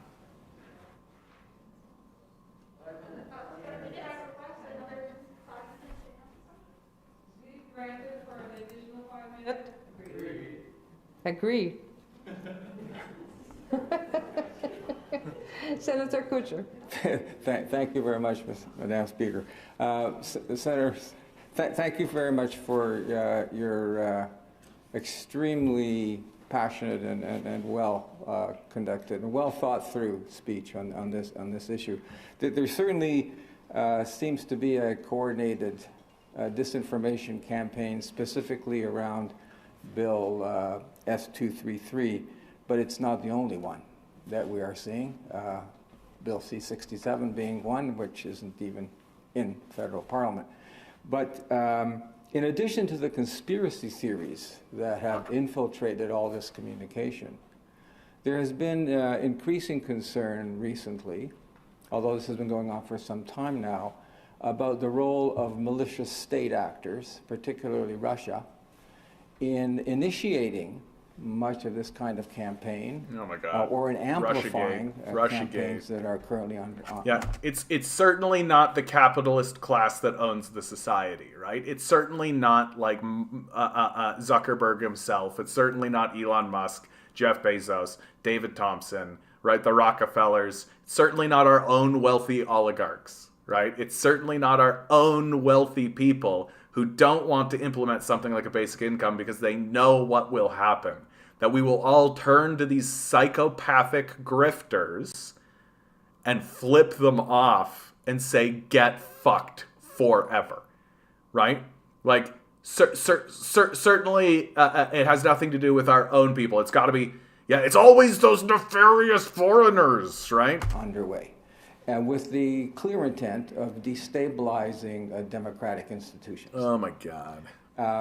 You mentioned some ideas that we need to, as parliamentarians, be involved in addressing this. Are there any specific things that you can share with us that you think that parliamentarians should be doing to address these kind of disinformation campaigns? Senator Simons. Thank you very much, Senator Kutcher. You know, as a child of the Cold War, it seemed strange to me to stand in the Senate of Canada and talk about Russian plots. I mean, it seems like something from a Cold War movie.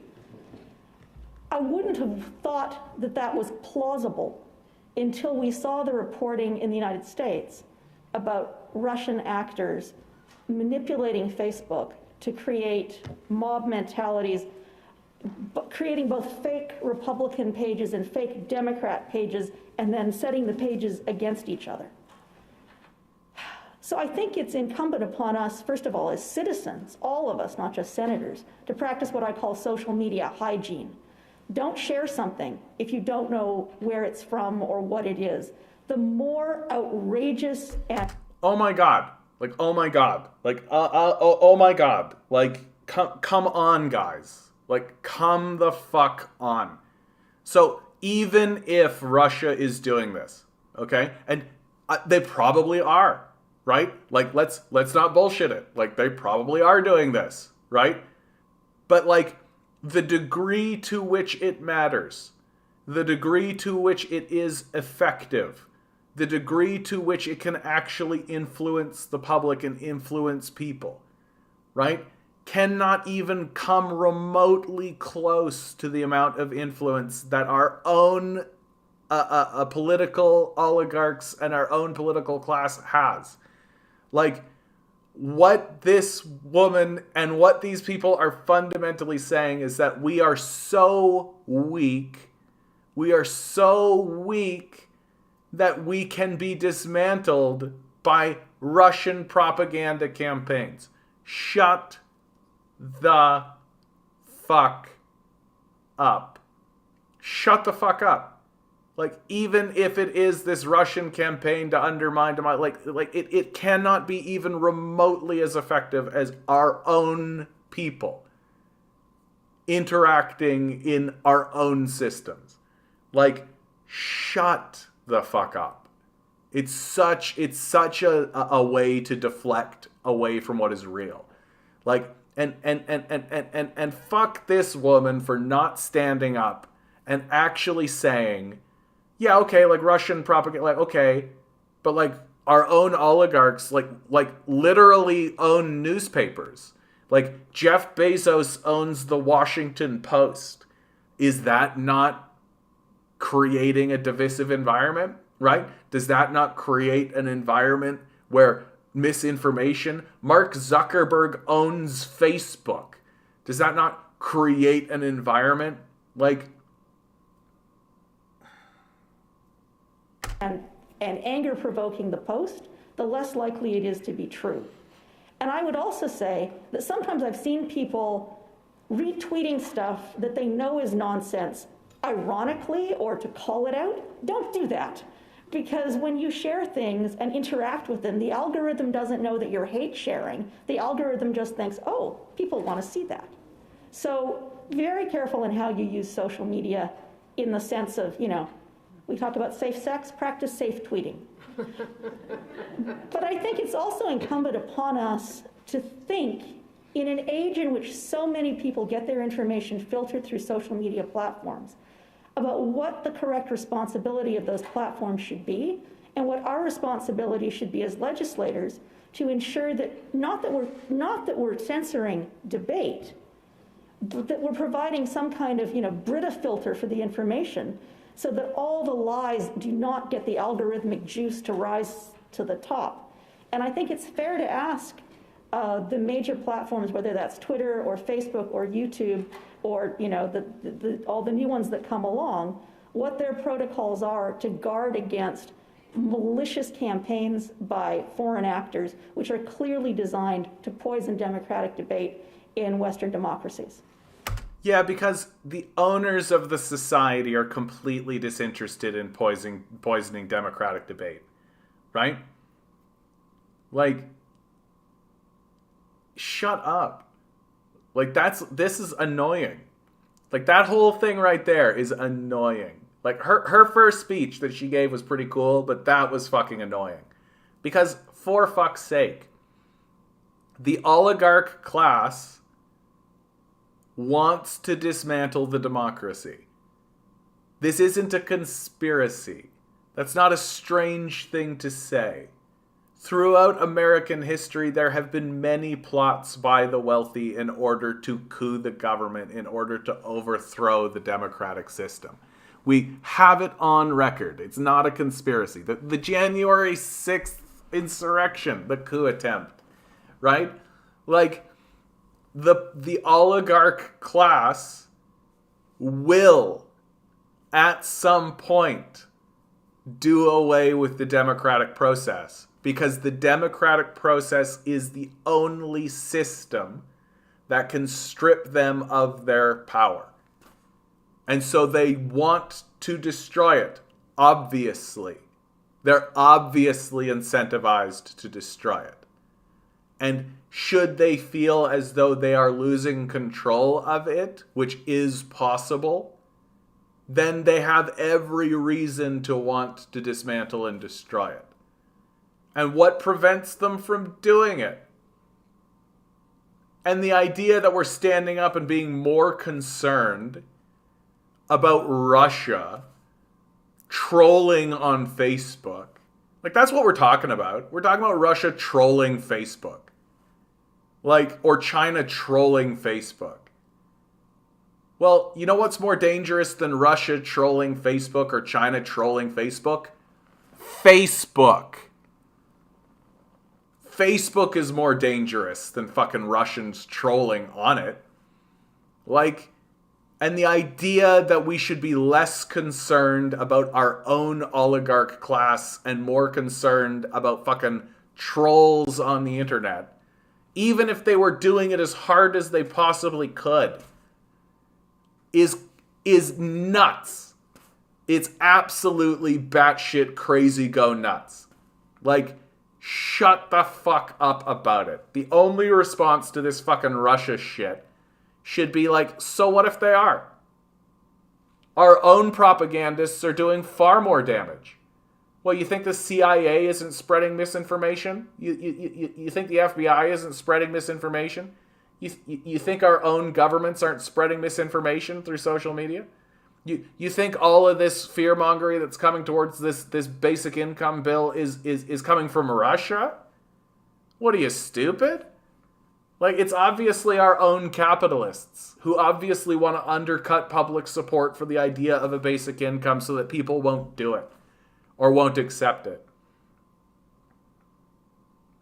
Yeah, the business plot during FDR. Yeah, exactly. Odd Brita filter reference. Is she funded by Big Brita?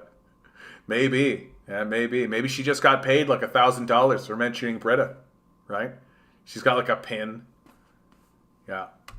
You have two other senators wanting to question Senator Lankin. Madam Speaker, and Senator Simons, thank you. Another eloquent tour de force speech by you, and it's much appreciated. I particularly like the phrase that you brought forward from the conservative strategist about a thought scam. I'll elevate my language because I've been calling it a bot scam. And quite frankly, it's not just 233. This began immediately following the occupation that took place in Ottawa, and it involved communications legislation that you're just referring to, and others. It is absolutely clear to me that a large majority of these have been electronically generated. When they come in 1,000 at a time, and they have very similar themes, you know those are not individuals. I have also reached out to where it appeared to be a genuine and individual person to discuss, to tell them my views, to tell them what I think the reality is. But the other ones, any I've tried to reach, there is no reaching there because there is no person. This is fundamentally an issue of an undermining of democracy. Do you, Senator Simons, think there is, beyond our individual actions, a collective response from the Senate that should be taken? The leaders of the various groups in the Senate, some of whom... I'm sorry, yes? Time has elapsed. Senator Simon, thank you. Time has elapsed. Cool speech, man. Cool speech. Thanks, DM. Thanks for sharing that. CAS got here late. Yeah, I don't know if I've ever even seen you here, CAS, but good to see you, bud. We are closing down, dude. We're closing down for the day. $1,000 is about right when you look at the money going to MIC and subsidies compared to the peanuts these politicians get. Yeah. All right, guys. We're closing it. We're closing it for the night. Always remember, each and every one of you is a quantum being walking around in quantum energy. The billionaire class is spending hundreds of billions of dollars in the vain hope that you won't realize it and just stay the good little commodity that they need you to be. Rebel. Revolt. Repent. Good luck. We're going to need it.